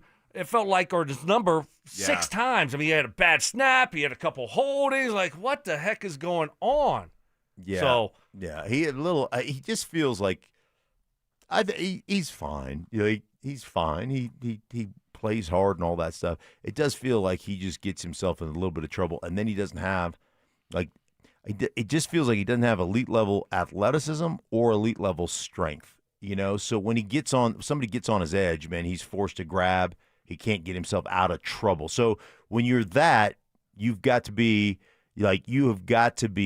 perfect in technique when you don't have the assets to get yourself out of trouble. Boy, that was probably a tough film session for him, huh? You offensive linemen, you take those film sessions real seriously. Oh my God! There'd be nights you wouldn't sleep because you knew what the film was going to look like. I mean, what do you think he felt like? Right. Well, that was a bad day. Yeah, bad day. Bad day. How would Alex Gibbs have handled our guy Wattenberg? Oh my gosh! Could you imagine? What would Joe Gibbs say? Joe Gibbs would have been regal, but Alex Gibbs would have been like he would have been like, you better get good or get gone. I'm gonna run your ass out of this building. Yeah, good. Hey, give him credit, Stoke, for playing into the whole regal thing with Joe Gibbs. At least he understands the way the game is played. We've got Dan Orlovsky joining us coming up in about 20 minutes. But with football season here, we're giving you still time, but it's limited. It's running out. Get you signed up to possibly win that PS5 bundle. All you have to do to enter is download the Denver Sports app, click on the contest banner on the homepage for your chance to win a PS5, Madden 26, and College Football 26, as well as a 70-inch TV. Good luck. Hey, great job done by both Stoke and Stink. When it comes to Teleustrator Tuesday, they both did an awesome job. And, of course, when it comes to Teleustrator Tuesday, we want to thank powered by Colorado Credit Union. Love where you live, love where you bank.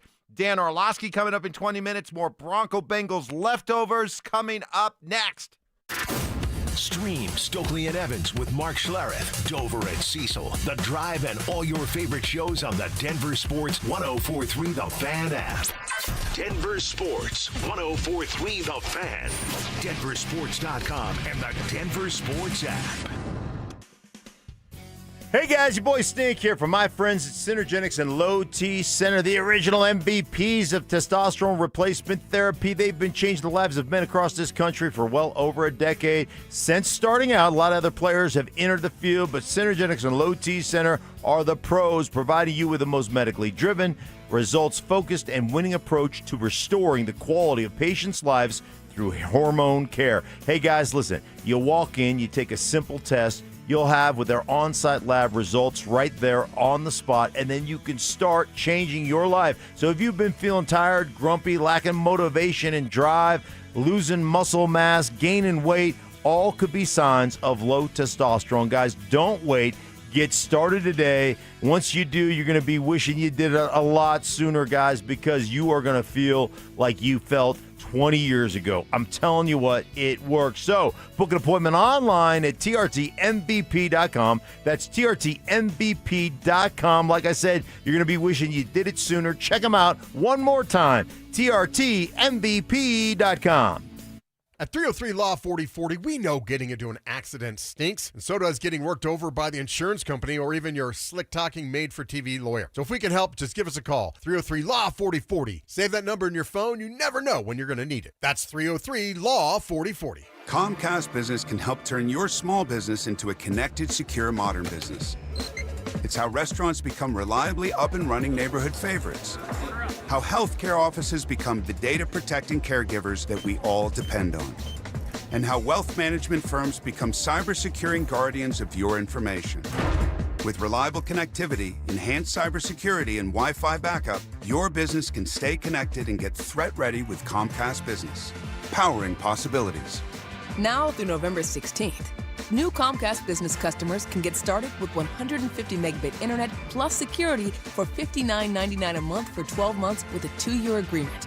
Plus, ask how to get a $500 prepaid card on a qualifying gig package. Call today. Restrictions apply. Requires enrollment in paperless billing and auto-pay with bank account. Early termination fee applies. Equipment, taxes, and fees extra. Planning out your holiday pictures? Let's move you to the front because at Soda Weight Loss, you could drop the belly fat and gain your confidence back, just like Ramon. I used to dread those pictures. I'd position myself behind someone taller or make sure I was holding a plate so nobody focused on my belly.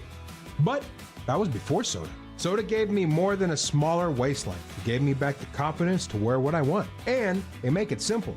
No injections, no hunger, just a plan that worked. Soda Weight Loss is built for busy people like you. I lost 82 pounds in just 16 weeks. No hunger, no drugs, just steady, real-life progress with the nutritionist who helps you every step of the way. That's why Soda has nearly 9,000 Google reviews. And right now, the most popular offer of the season is back. Join today, and your partner joins free. Visit sodaweightloss.com. That's SOTA weightloss.com. Soda is, say it with me, state of the art. Hey guys, it's Zach By here for 5280 Exteriors. Right now, they've got a great deal on windows, so take advantage before the snow starts falling. Order your windows in October, finance your project with them, and you won't pay anything until November of 2027. Be warm during the holidays. Don't wait to upgrade your home. Order windows or siding from 5280 Exteriors before the cold weather arrives. Call 5280 Exteriors now and see how low your monthly payment can go. 5280 Exteriors, the altitude of quality. Being dependable for your family. We get it. At Corwin Toyota, we've been family-driven for over 100 years. So when you need a ride that fits your whole crew, or even your carpool, rain or shine, we hope to show you how our family can take care of yours. Corwin Toyota, family-driven for over 100 years. Hey, bro, weirdest thing is happening at the game. Every time I crack a Bud Light, we score a touchdown. I think I'm some kind of football prophet. Bud Light, the official beer sponsor of the NFL. Stock up today. Enjoy responsibly. Copyright 2025 Anheuser-Busch Bud Light Beer, St. Louis, Missouri. Hi, I'm Terrell Davis, two-time world champion and Pro Football Hall of Famer. There is nothing more important than your health. That's why I made the smart move to invest in fitness equipment with Fitness Gallery. It's a game changer. I have a true treadmill at home. It's the smoothest and quietest I've ever been on. Football is here, and Fitness Gallery's fall football sale is your playbook for a winning home gym. Save up to 50% off on select premium equipment. Visit any of our 7 stores from Denver to Fort Collins and score big before the sale ends. International Hot Rod Association and Durana Hybrid, reigniting racing and skilled trades. Mentorship, education, legacy. Get your tickets now at ihra.com. KKFN and KKFN HD1 Longmont, Denver. You're listening to Denver Sports 104.3 The Fan. Denver Sports 104.3 The Fan presents Stokley and Evans with Mark Schlereth.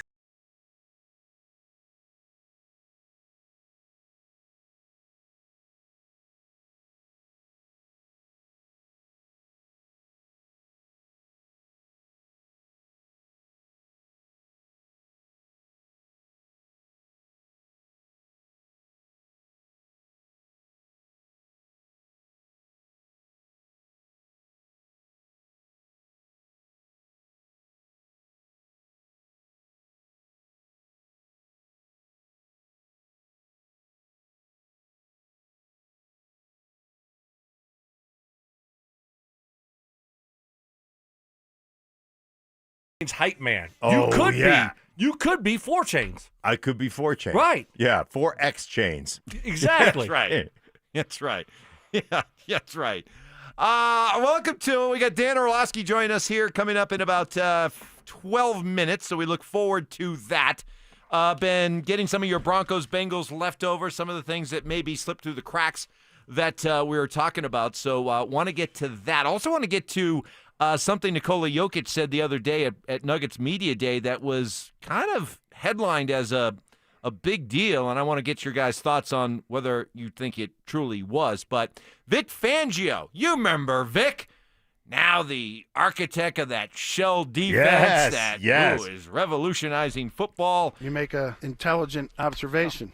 He will be the defensive coordinator, of course, coming up on Sunday against the Broncos for the Eagles. And yesterday, talking about Bo Nix. He's a scrambler. He's a competitor. He'll throw the ball in tight places. He runs their offense really well. I think Sean's done a great job bringing him along. And they got their quarterback for the future. They looked long and hard for many years, and I've got one. Just can't help but be struck by the irony of that quote there. They. We and they. You could have easily put in they, we, I, me. I was involved in that too for 3 years. So, yes, it looks like they finally have their guy. But that was kind of funny coming from Vic. Yeah, no, it certainly was. But obviously, there's some dark days. That's what it gave me flashbacks.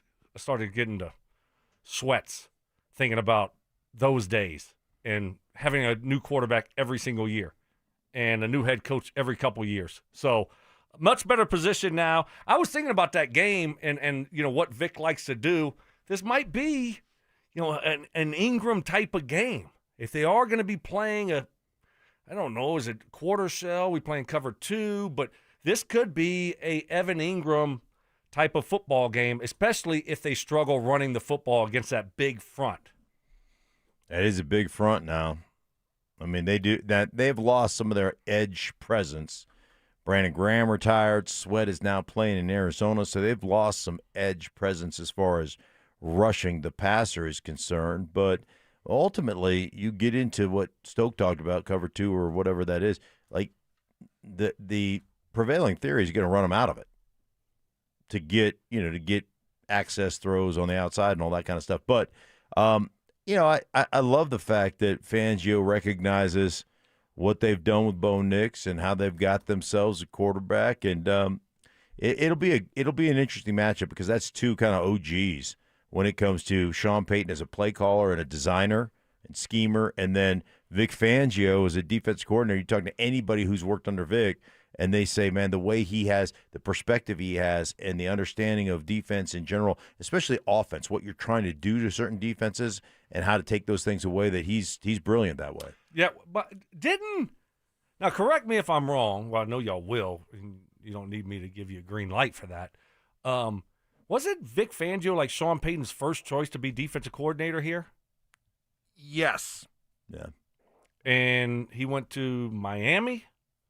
And then he went to Philly after that? He was in Miami for 1 year. Yeah. Correct. And then he went to Philly and after Miami that. complained about him because he was too old school and he was hard on us. Yeah, they didn't. Right. He was really tough and he wasn't fun. And then he goes to Philly and they win a Super Bowl. Right. Okay, yeah, I was trying to get that right. I mean, you're right, though, because you bringing that up about, hey, it's Sean versus Vic, two legendary. You got a defensive coach and an offensive coach. That's going to be fun to see that chess match. I think you're right, Mark. You got to, you want to get them out of that soft coverage. Run the ball.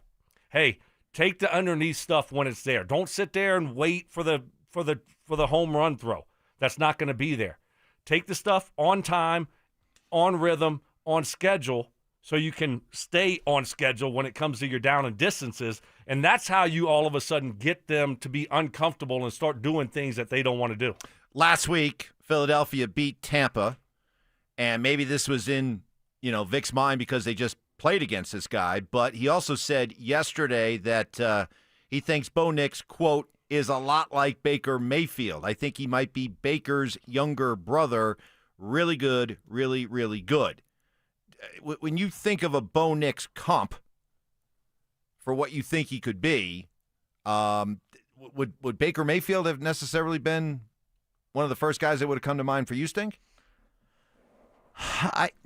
No, probably not, but I love the comp. I love the way Baker plays. I mean, I love his salty attitude, his ability to scramble and do some of those things, and I think he's a much better thrower of the football than people probably give him credit for because the other things stand out.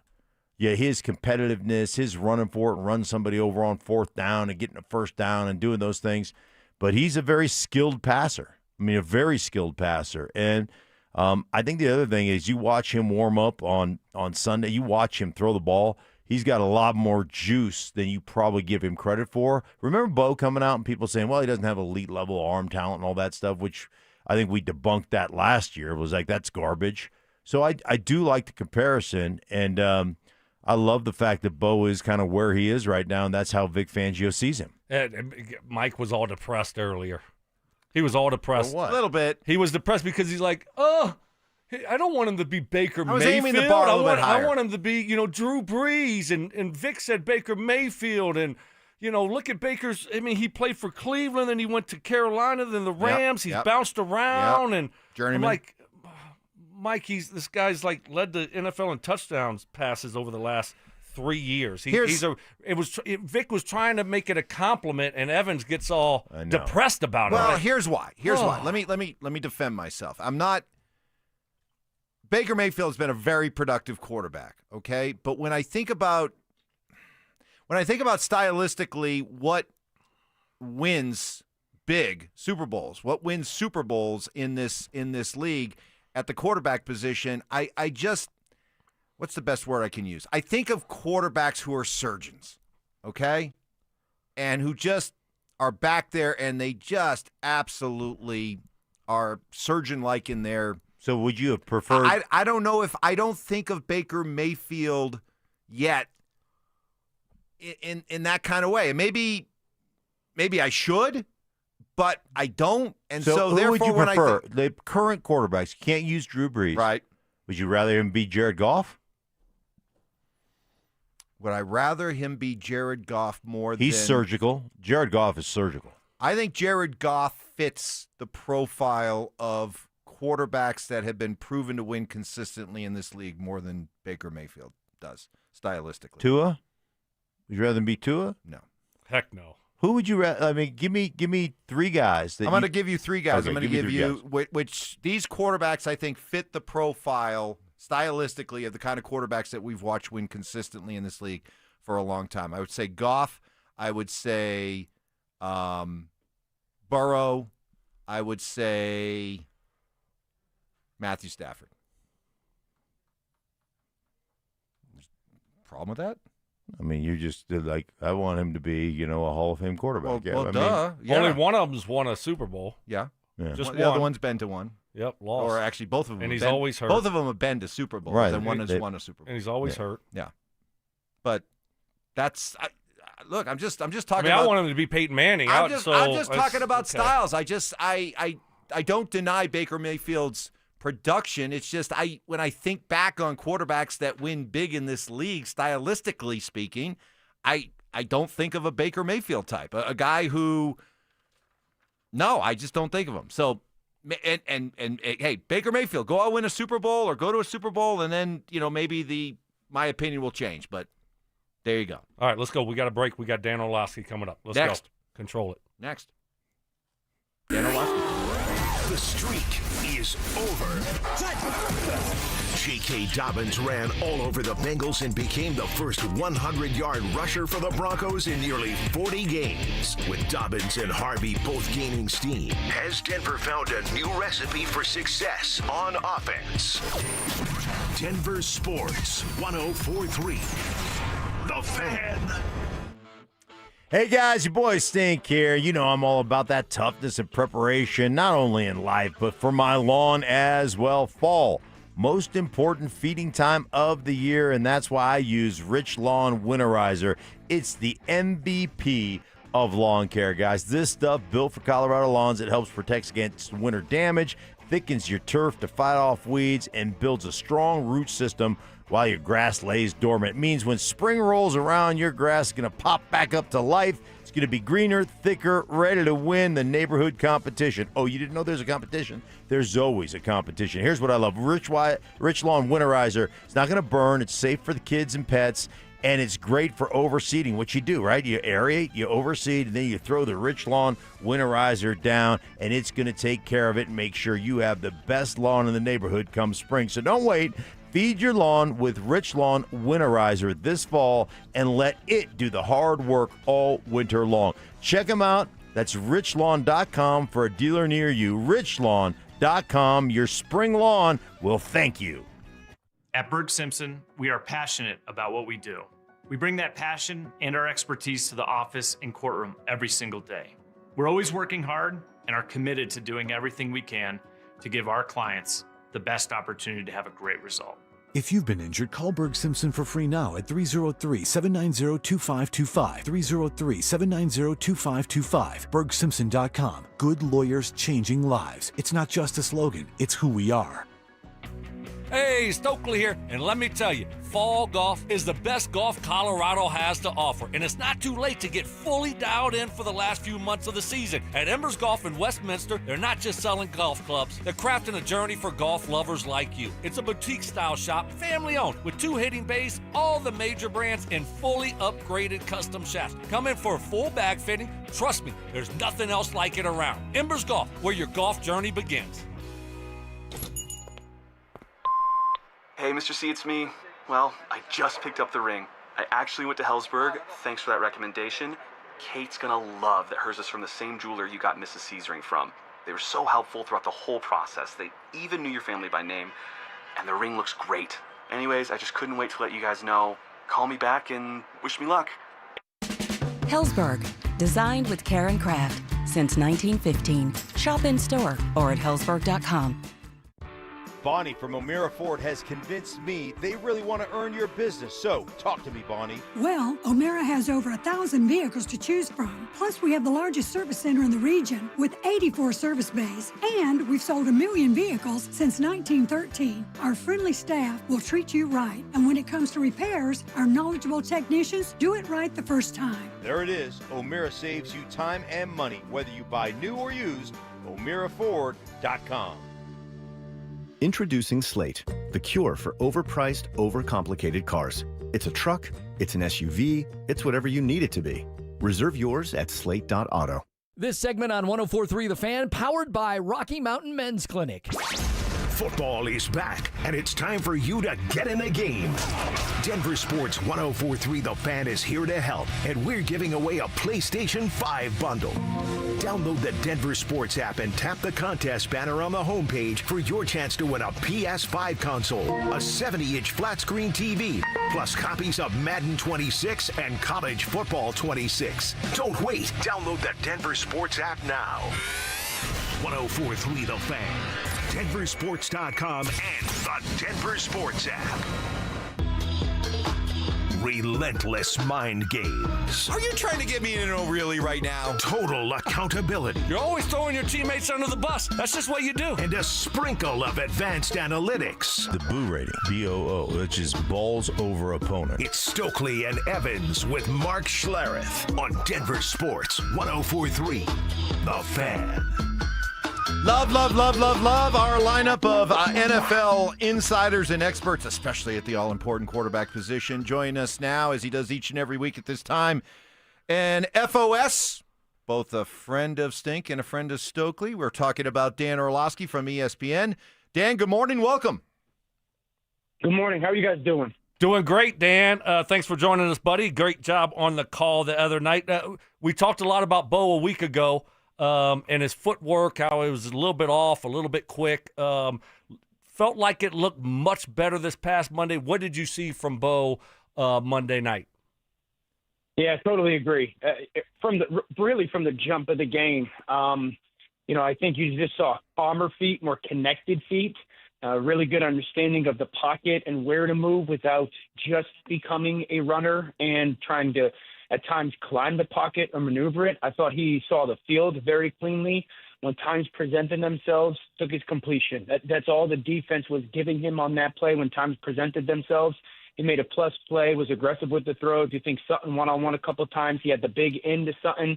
Finally, that's something that was a huge part of last year. The shot to the whole shot and then the touchdown shot to Sutton, really kind of trusting what his eyes were telling him, not playing frantic. I really think the only, I would tell you, negative play with a, hey, we can't do this is that, the forced interception down near the goal line where I'm just like, go attack the line of scrimmage. But other than that, that was, to me, I thought by a pretty wide margin, the cleanest game this season.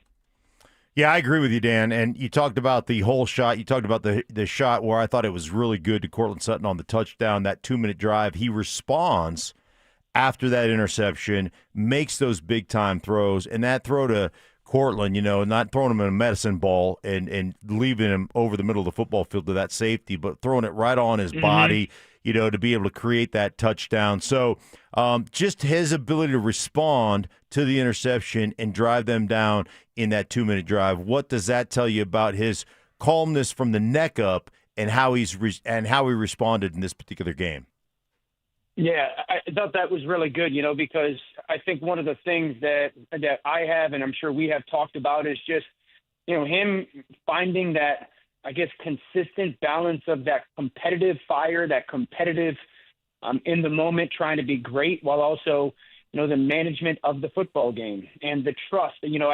I will never forget one of the moments that I feel my awareness of the quarterback position went the highest was I was in Houston with Gary Kubiak. Obviously, a lot of the people in that area know him well. And I was in practice, and we had extended a tight end to be like the far outside receiver. And he was running a post route, and the coverage kind of said, hey, throw the post here. I throw the post, and the safety kind of backtracks and makes a pick on the ball. And he pulls me over, and he's like, what are you doing? I was still young at this moment, and I'm like, well, coverage. And he's like, listen, man, you got to understand that every single play, you have everybody's jobs in your hands. Like everybody's job in this building. It's not just your job. It's everybody's, the offensive lines, the receivers, the coaches, the general manager, the front. Everybody's job is dependent upon what you do with that football. And that was a big moment for me to feel the gravity of that position in that league. And, I thought, Bo kind of displayed that. And he has in the past as well, but he displayed that. I feel like probably the first time this season in that little stretch. Visit with Dan Orlovsky. Dan, after a game in which the Broncos ran for 186 yards, J.K. Dobbins became the first back under Sean Payton here to reach 100. There's a sense that, hey, maybe Sean looks at this game and understands the importance of running the football. Do you view a Sean Payton offense as one that really wants to run the football, or just simply is looking at running the football as a means to getting to do what he really wants to do, and that is throw it all over the yard? No, I've always believed that Sean wanted to run the football. I mean, if you think about it, everyone always talks about New Orleans and the size of their guards and references it only to, well, they wanted to solidify the pocket for Drew Brees. And there's no question there's truth to that. It was also they wanted it to be a physical and mauling downhill run game, and they were good at that. I mean, they never really had that one back that I guess was the go-to guy, maybe Mark Ingram. It was often a running back by committee group, but there's no doubt that they wanted to run the football. And then, as the years went on and they got players like Jimmy Graham, I think that they threw it more because that's where the league was kind of trending to as well. I'm of the belief, I've been outspoken about this, that I think the league is going cyclical back to about 20, 25 years ago. And so, no, I've always believed that Sean has wanted to run the ball because Sean, I think, is philosophically aligned with the really only two ways to create explosive pass plays are you have to have a freakazoid wide receiver that you could just launch the ball up to. And there's not many of those people on the planet. Or you got to play action. And I think he's always been a guy that wanted to create those chunks and play action. So I loved what they did. I think one of the things that's cool, and Stink, I'm sure you have seen this, is there's more and more teams this year playing with 6 offensive linemen. The Broncos did that the other night, probably like 6 or 7 times. I really like that. I really think it's a way to just come out and, have bigger bodies on the field and run the football and tell defenses to stop it. I think their 21 two-back run game is really good. So I think that they're really figuring out run game-wise who they can be moving forward. Yeah, hopefully they can continue that. Dan, tell me about Philly. What's going on with their offense? It doesn't look the same. Their running game's not the same. Their passing game stinks. How about and also, what are you seeing from their defense? Last time that I really watched them was the Super Bowl. I know they lost some guys. Tell me what you've been seeing from the Eagles. Yeah, I'll start with their defense. They have two corners that are playing as good as your guys' two corners. Wow. Your guys' two corners are in the conversation for best duo in the NFL. This duo in Philadelphia is in the conversation for best duo of the NFL. Now, both obviously second-year guys, Quinyon Mitchell and Cooper DeJean, they're playing absolutely sensational. And if you are going to line up, I think this is going to be the challenging thing is, as an offense, if you're the Broncos, I just talked about that 21 personnel or that 6 offensive line run game, right? So that's going to keep Philadelphia in what we would call like base defense. When they play base defense, those are the two corners, secondary player-wise, that are going to be out there. That's not at advantage offense because they're playing so good in coverage. You really want to play in like a nickel offense or a 12 personnel with passing tight end offense because then that forces them to bring their third corner on the field. That's the guy that teams have been able to have success against and get after, whether it's a Kaylee Ringo or a Dory Jackson.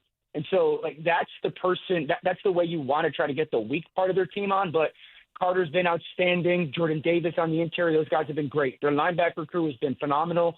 They got two safeties that are playing high-level football. So defensively, they're not far off of where they were last year. They're not rushing the passer as dominant, but it's a fantastic group that tackles incredibly well, and they got a backer, Vaughn, playing as good as anybody. I think offensively, here's the two things that stand out. Number one, they are really struggling to run the football inside, in between the tackles. It's what they dominated at last year. No longer Becton there. The left guard, Landon Dickerson's banged up. They're just not. You are seeing Saquon hit at or behind the line of scrimmage more than he ever was last year. So if you're looking for an advantage, that's got to be Denver in that regard. Then that's leading to them having to throw the football more. It's never been an exotic pass game under Nick Sirianni. It's never been creative. It's my guy better than your guy. And the thing that's happening is defenses are kind of realizing, okay, they're not running the ball against two safeties as well. We don't want to give AJ one-on-one. We're going to sit our corner off in inside leverage because all AJ's really run this year has been in routes. And Jalen is a risk-averse quarterback. Jalen Hurts is not going to just launch the ball up for grabs. And so if he doesn't think that AJ's won on that route, he's not throwing it to him or he's going to throw it away. He's just not going to give that 50-50 ball. And so I think they're in a little bit of a pickle offensively. They're talented enough to get it out, but it just hasn't been consistently well. Great breakdown, Dan. We appreciate you, buddy. All the best and great job on Monday night as well, buddy. Thanks, Dan.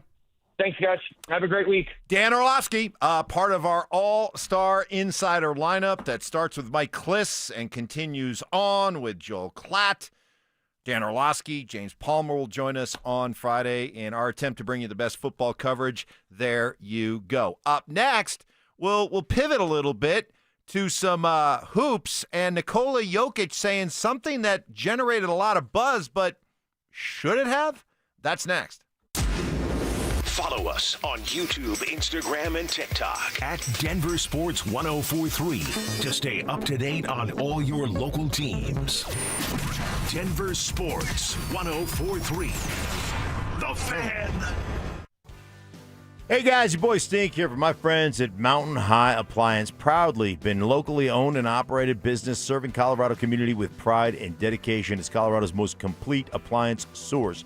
They have an extensive range of major appliance lines from refrigerators to ovens. They've got you covered. They're knowledgeable and friendly staff. They're more than just employees. They're experts ready to assist you, providing you with a personalized experience. Guys, I have shopped them. I have purchased from them. I've had them deliver and install, and I can guarantee you, second to none. And they're giving you all the information you need so you can make the right choice for your family, guys. That's how it works at Mountain High Appliance. Honesty, transparency, providing you with everything you need. And you can always shop with confidence knowing you're not going to get a better deal elsewhere because they've got that price match guarantee, and all the inventory of the big box stores, man. They've got you covered, guys. So you can also shop them. When you shop them, 250 live appliances. You can test drive the appliances before you buy them. It doesn't get any better than that. Visit Mountain High Appliance today at Littleton, Louisville, or the Clearance Center right there in Denver, Colorado. You can visit them online 24/7 at mountainhighappliance.com. That's mountainhighappliance.com. Heads up, pros. Now's your chance to unlock deeper savings. The Home Depot's new Pro Extra Preferred pricing can help you save thousands on the products your business uses the most. But the current benefit ends November 15th. Don't miss out. Registration for the new program is free and easy. Just bring your tax ID or business or contractor's license to the Pro Desk. Register now to lock in the best wholesale prices before it's too late. Most business owners and decision makers work hard but stay frustrated because customers simply don't know they exist. Marketing isn't about being flashy. It's about making sure people understand how you solve their problem. Audio, video, and online campaigns put your message where your customers are already paying attention. And your friends at DenverSports, they specialize in connecting customers to businesses. The moment you get clear and show up consistently, growth follows. Don't stay the best kept secret in town. Visit DenverSports.com and click on the Advertise with Us button and start growing today.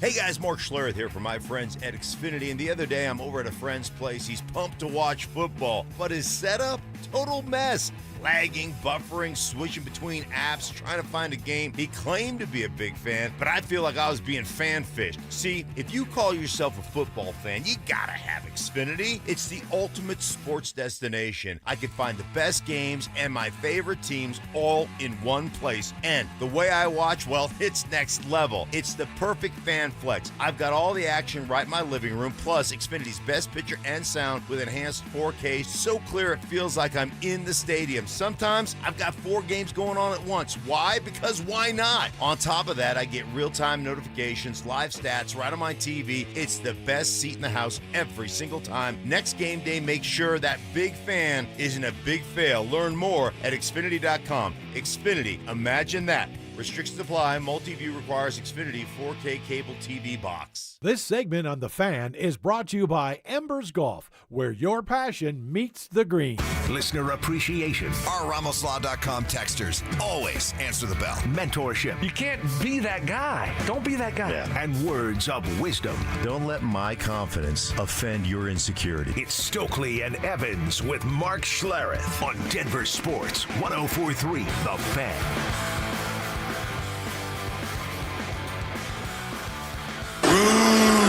Yeah! Brucey Bruce is back. Bringing the gang back together for the Nuggets to try to make another run at a championship. They had their media day the other day, and we weren't able to get into a lot of it because with everything going on with the Broncos game day, but wanted to circle back to some of the things that were said, including, this is awesome, like Bruce Brown.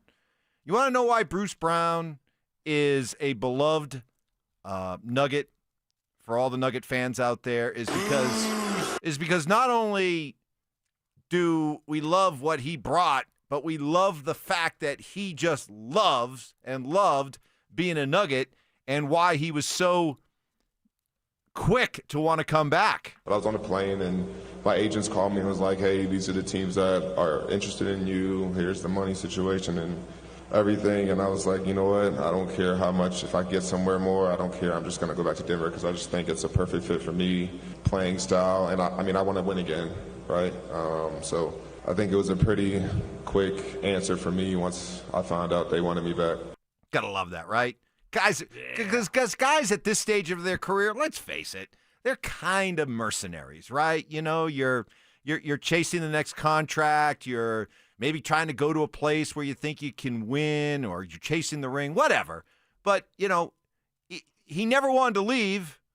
And once he was gone for a couple of years, he realized, man, I love this place.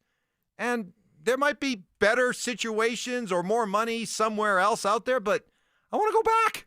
Why don't? Because I liked it.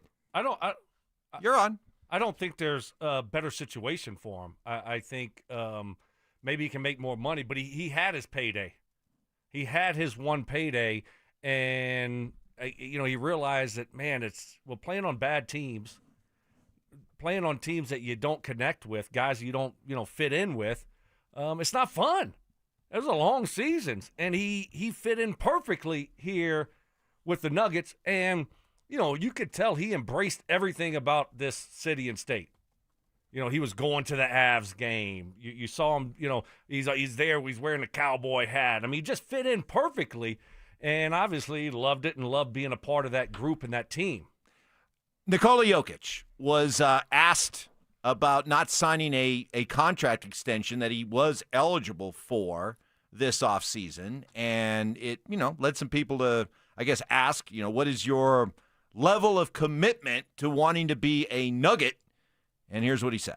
I mean, I don't think about it. I think those contracts, extensions comes as a reward, as something that is natural to the sport, especially in today's NBA, how you see how the salary cap is growing and everything. So my plan is to be the Nuggets forever, so that's my answer.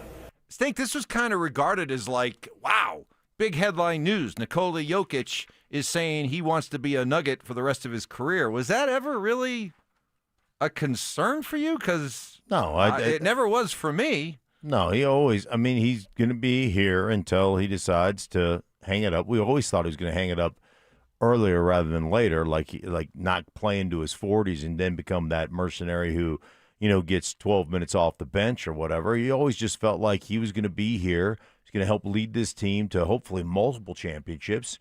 And then when he's done, he's going to go back to Serbia and race horses. So, I started having my doubts. I started getting nervous. Yeah. When?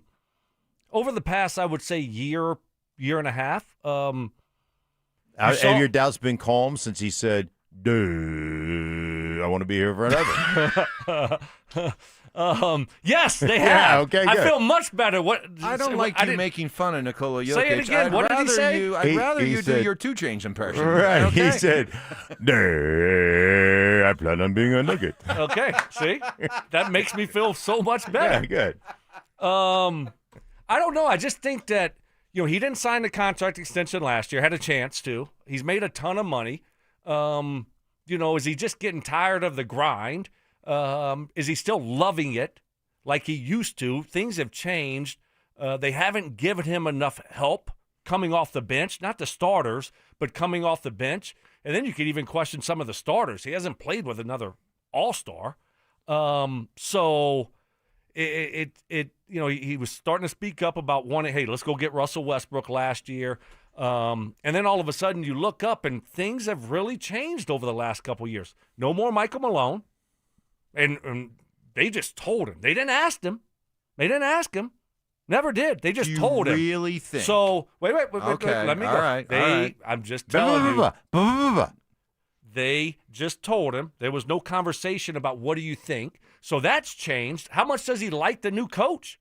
Does he love him? Does he not care? So a lot of questions. Now new general manager's in place. I just don't know how all of this affects him and how he views these things. So, yes, I start looking at all those things. No, not signing an extension, all things like that. And I say, okay, does he really want to be here for the long haul? Now this makes me feel better, though, Mark. Thank you. One more time, Mark. What did he say? Dude, I want to be a Nugget. Okay, let's deconstruct that a little bit. First of all, okay. You nailed it. I know. Your impersonations of I this, know. First it of all, blows me away. He dies. First of all, I don't care what is delivered for public consumption. Nothing major, especially something like firing Michael Malone, happened without Nikola Jokic signing off on it. And put it this way, Jokic was told that's what they were going to do. He wasn't asked. Okay, I guarantee you, he was told. If he had said, no, I like Michael Malone. He's not the problem. I will only play for Michael Malone. Guess what? Michael Malone's still here as the coach. Okay? As far as him being more involved in stuff, there's a difference between just wanting to be more involved and threatening that if you don't do these things, I'm going to leave. He's got the power to be more involved, have a voice, And as far as the contract, I know we look at Nikola Jokic as this happy-go-lucky guy who, would play NBA basketball for free if it came down to it. He still loves money. Every one of you love money. And anybody who makes a lot of money would love to make more money. And the fact remains is that by not signing the extension this summer but waiting till next year, he puts himself in a position to earn $80 million more than he would have if he'd signed an extension. So you can talk all you want about, this guy, he just wants to race his horses and play some basketball. Money matters too, especially $80 million more. So that's the reason why he didn't sign the contract extension. $80 million. So okay. I was just because he means so much. Yeah, I just don't think I was never concerned about him ever getting to the point where he's going to be like, that's it, I'm out of here. I think he would like to use his influence, his power, Stink, to have more say in what's going on.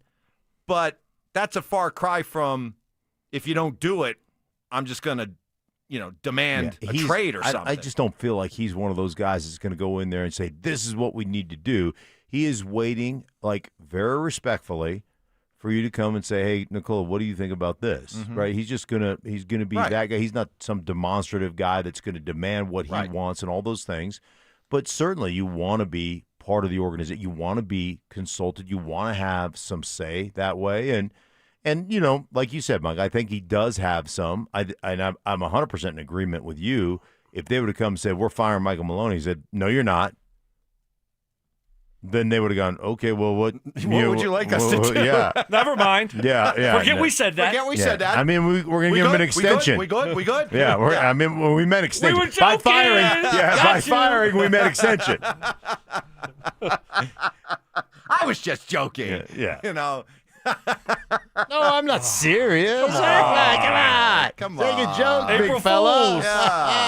Yeah. I was just Gotcha. kidding. I was just kidding. Okay. But I'm glad to hear that because I'm not saying I thought it was going to happen, but I was a little bit concerned that, okay, is this thing as good as we always thought it was? Is he committed here like we always thought, man, this guy's going to play here and want to be here until he's done playing basketball? Now, we never knew quite when he might be done wanting to be done playing basketball, but we always thought it was going to be here. I started having some doubts there, so that was okay. I can take a deep breath now. You needed yes, it. I did. Okay. I needed that. I didn't need it. Stink didn't need it, but you needed it, so that's good. So once again, when Nikola Jokic said, I'm going to be a Nugget. All right, that's all good. Up next, we just got some breaking news from the local sports scene that my first reaction is hell has indeed frozen over. That's next. The Broncos bounced back in a major way and blew out the Bengals in prime time. With a short week ahead, will Sean Payton find a way to keep the momentum rolling on offense? Denver Sports 104.3. The Fan.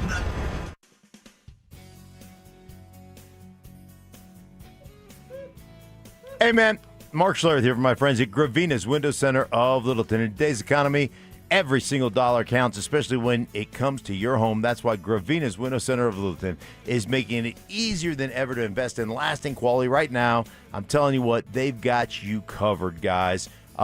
They do such a phenomenal job, and they've got Marvin fiberglass windows, Infinity from Marvin fiberglass windows made right here in America, engineered to outlast every other window on the market. They're also can boost your curb appeal with James Hardy siding. I'm telling you, they do it the right way. Family owned and operated since 1973 and backed by hundreds of five-star reviews. Gravina's Window Center of Littleton has earned a reputation for premium products, white glove service. They don't cut corners, and they do all the work in-house. They never subcontract the work out, so you're not going to get a fly-by-night company coming in there and doing the work. They're going to do it themselves, just first-class work and peace of mind, guys. Flexible financing available. Call them today at 303-794-0490. That's 303-794-0490 for a free estimate. Or, as always, you can find them online at windowsforyourhome.com. That's windowsforyourhome.com. How can you free your team from time-consuming office tasks? Amazon Business. Smart business buying tools enable buyers to find and purchase items fast so they can focus on strategy and growth. Free up your teams and focus on your future. Learn more at amazonbusiness.com. You still got it, but your immune system weakens as you age, making it harder to fight flu, pneumococcal pneumonia, RSV, and COVID-19. Ask your doctor or pharmacist which vaccines you need. Sponsored by Pfizer. This message comes from Viking, committed to exploring the world in comfort. Journey through the heart of Europe on an elegant Viking longship with thoughtful service, destination-focused dining, and cultural enrichment on board and on shore. With small ships that bring travelers closer to the destination, there's more time to explore. And every Viking voyage is all-inclusive, with no children and no casinos. Discover more at Viking.com. Okay, I have to tell you, I was just looking on eBay where I go for all kinds of things I love, and there it was. That hologram trading card. One of the rarest, the last one I needed for my set. Shiny like the designer handbag of my dreams. One of a kind. eBay had it, and now everyone's asking, ooh, where'd you get your windshield wipers? eBay has all the parts that fit my car. No more annoying, just beautiful. Millions of finds, each with a story. eBay. Things people love. Workdays can be unpredictable, but your workwear shouldn't be. With the Cintas Apparel Plus program, you'll have freshly laundered garments for everyone on your team delivered every week. Cintas has workwear for just about any job imaginable, with high-performance fabrics and an uncompromising fit that stretches and moves with you. Don't leave looking and feeling good to chance. Visit Cintas.com. Oh, I'm ready! And get ready for the workday. Want a new gadget? Prime Big Deal Days are happening October 7th and 8th. Deals up to 40% off on tons of must-haves. Whatever's on your list, it's worth checking out. This segment on 104.3 The Fan brought to you by Flanagan Law. Joel Klatt, the nation's leading voice in college football, joins Stokley and Evans with Mark Schlereth every Wednesday morning. Presented by Groove Toyota. Here we go! Tune in at 8:10 for exclusive insight, bold analysis, and maybe just a hint of shenanigans. Denver Sports 104.3. The Fan. Self-defense lessons. I tased him. Taser always works. That's right. Southern charm. Look at the boys. With some classic impressions. He put his pitchfork down, he grabbed his sledgehammer, and he said, hey, you want some of this? It's Stokley and Evans with Mark Schlereth on Denver Sports 104.3 The Fan. Happy as a clown. Well, we have some breaking local news here that might be the sports equivalent of, hell really is freezing over. Are we making changes? Rockies? Apparently, hallelujah. I told you. What are we doing? Let's see. The Rockies have mutually agreed to part ways with general manager Bill Schmidt. I told you. Okay, you did say that. Big changes but are coming. But is that just simply rearranging the deck chairs on the Titanic? Are you just simply going to move one guy out and simply continue the same failed model and promote from within? Well, apparently not. Walker Monfort, son of Dick, said in a release this morning, quote, "We are setting our sights on finding the right leader from outside our organization who can bring a fresh perspective to the Rockies and enhance our baseball operations with a new vision, innovation, and a focus on both short and long-term success. This change delivers an opportunity to shape the future of our club and move forward into a new era of Rockies baseball." And that's going to be the golden era of Rockies baseball. Wow. Get on the train because we are about to begin the best baseball in Rockies history, and it's going to start today. It starts today. The golden era of Rockies baseball. I can't wait. That's I'm gonna so be fired great. up. Didn't take him long to stoke up the train's engines again, huh? I knew it was going to happen. Big change is coming. This thing is going to get turned around. I can't wait. I'm excited. So they don't. You say? Would you predict that they don't lose 100+ next year? Well, sometimes you got to take a step back before you take a step You forward. can't take a step back from 119, can you? No, you said 100.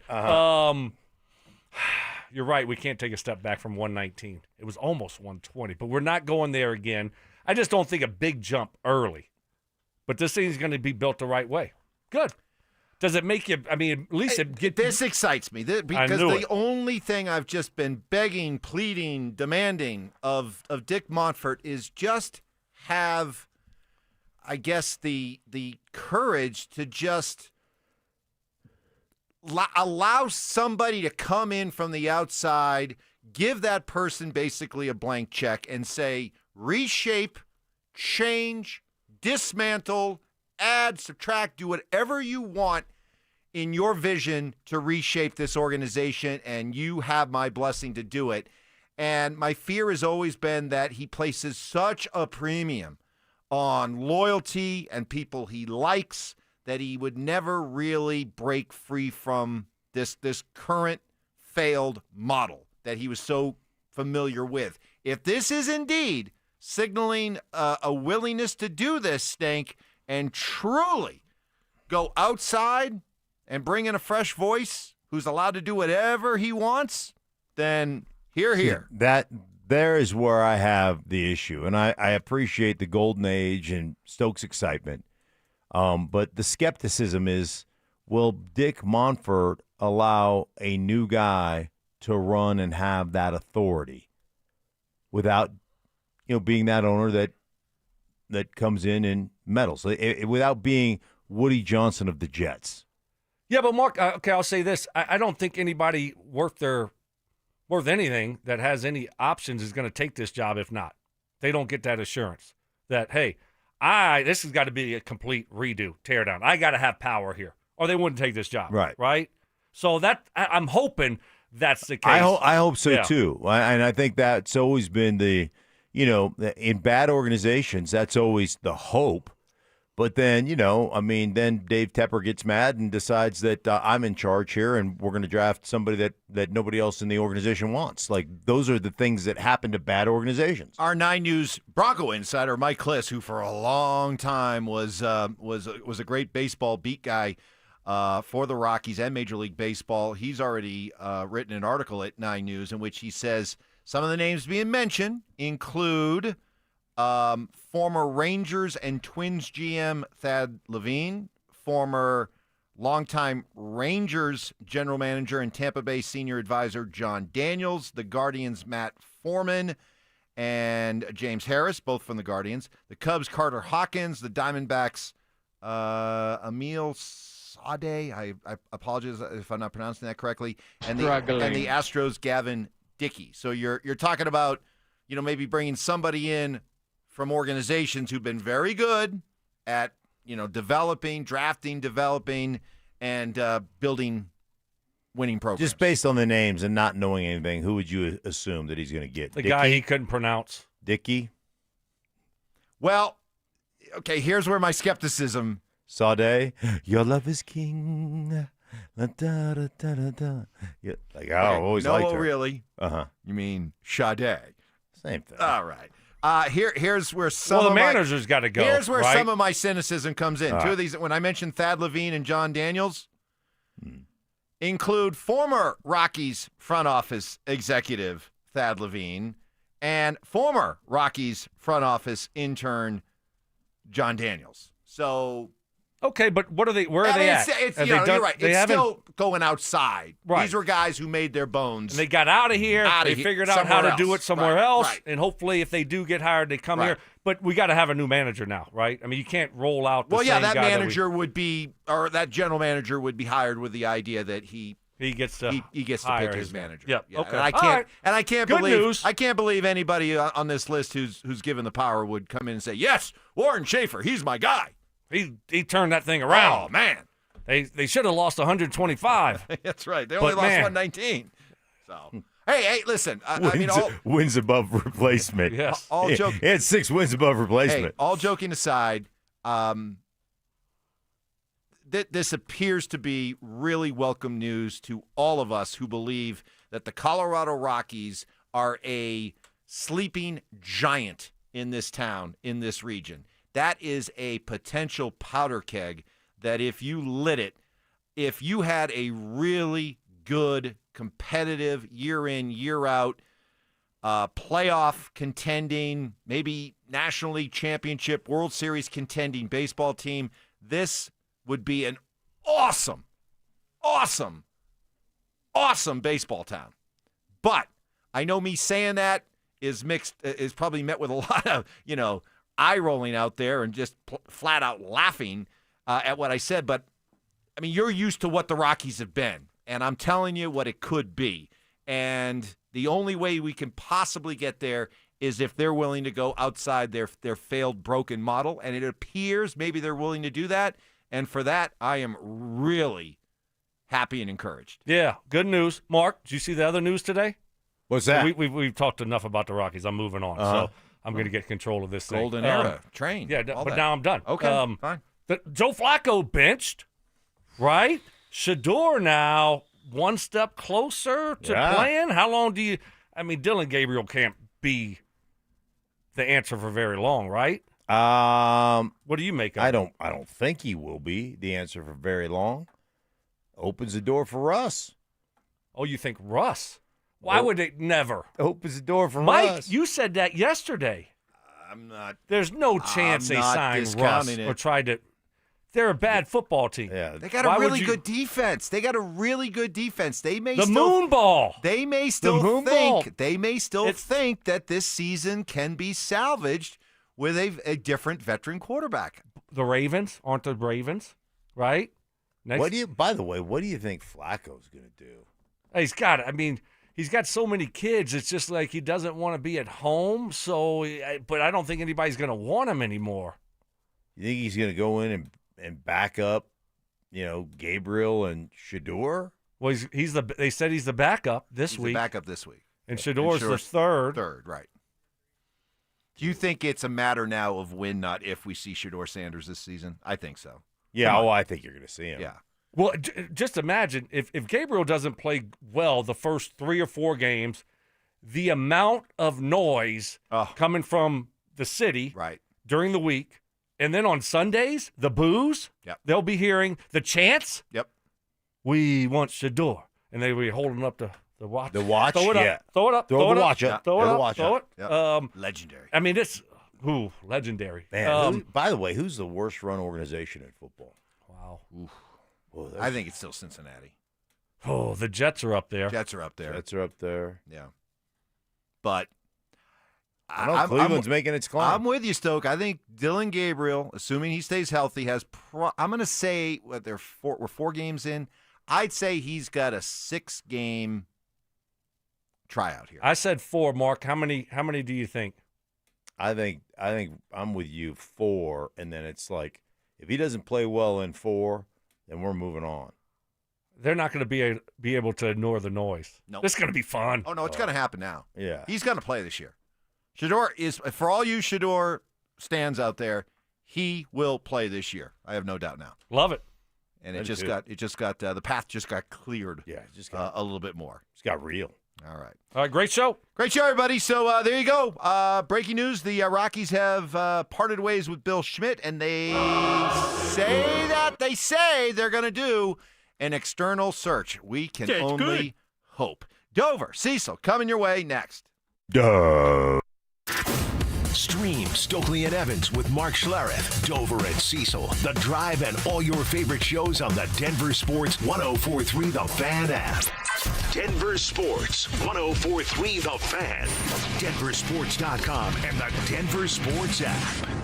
Hey guys, it's your boy Stink here. Pick your truck, pick your payment during the model year-end clearance at O'Meara GMC. Choose from over 1,000 new and pre-owned vehicles. Get low monthly lease payments like a new 2025 Sierra 1500 for only $479 a month, or a Canyon for only $359 a month. O'Meara's low prices, above market trade-in values, and just announced 0% APR is going to save you thousands of dollars. We'll beat any GMC deal by $1,000, and we'll prove it. Buy with confidence with the O'Meara Advantage. Get 2 years of free maintenance. O'Meara accepts ITINs, and credit approvals are reaching 98%. These are all real offers. Here's the stock numbers: S1158906 and TU601245. So ask about it when you see them on 104th and I-25, or check it out at OmeraGMC.com for complete details. That's OmeraGMC.com. Football is here, and Fitness Gallery's fall football sale is your playbook for a winning home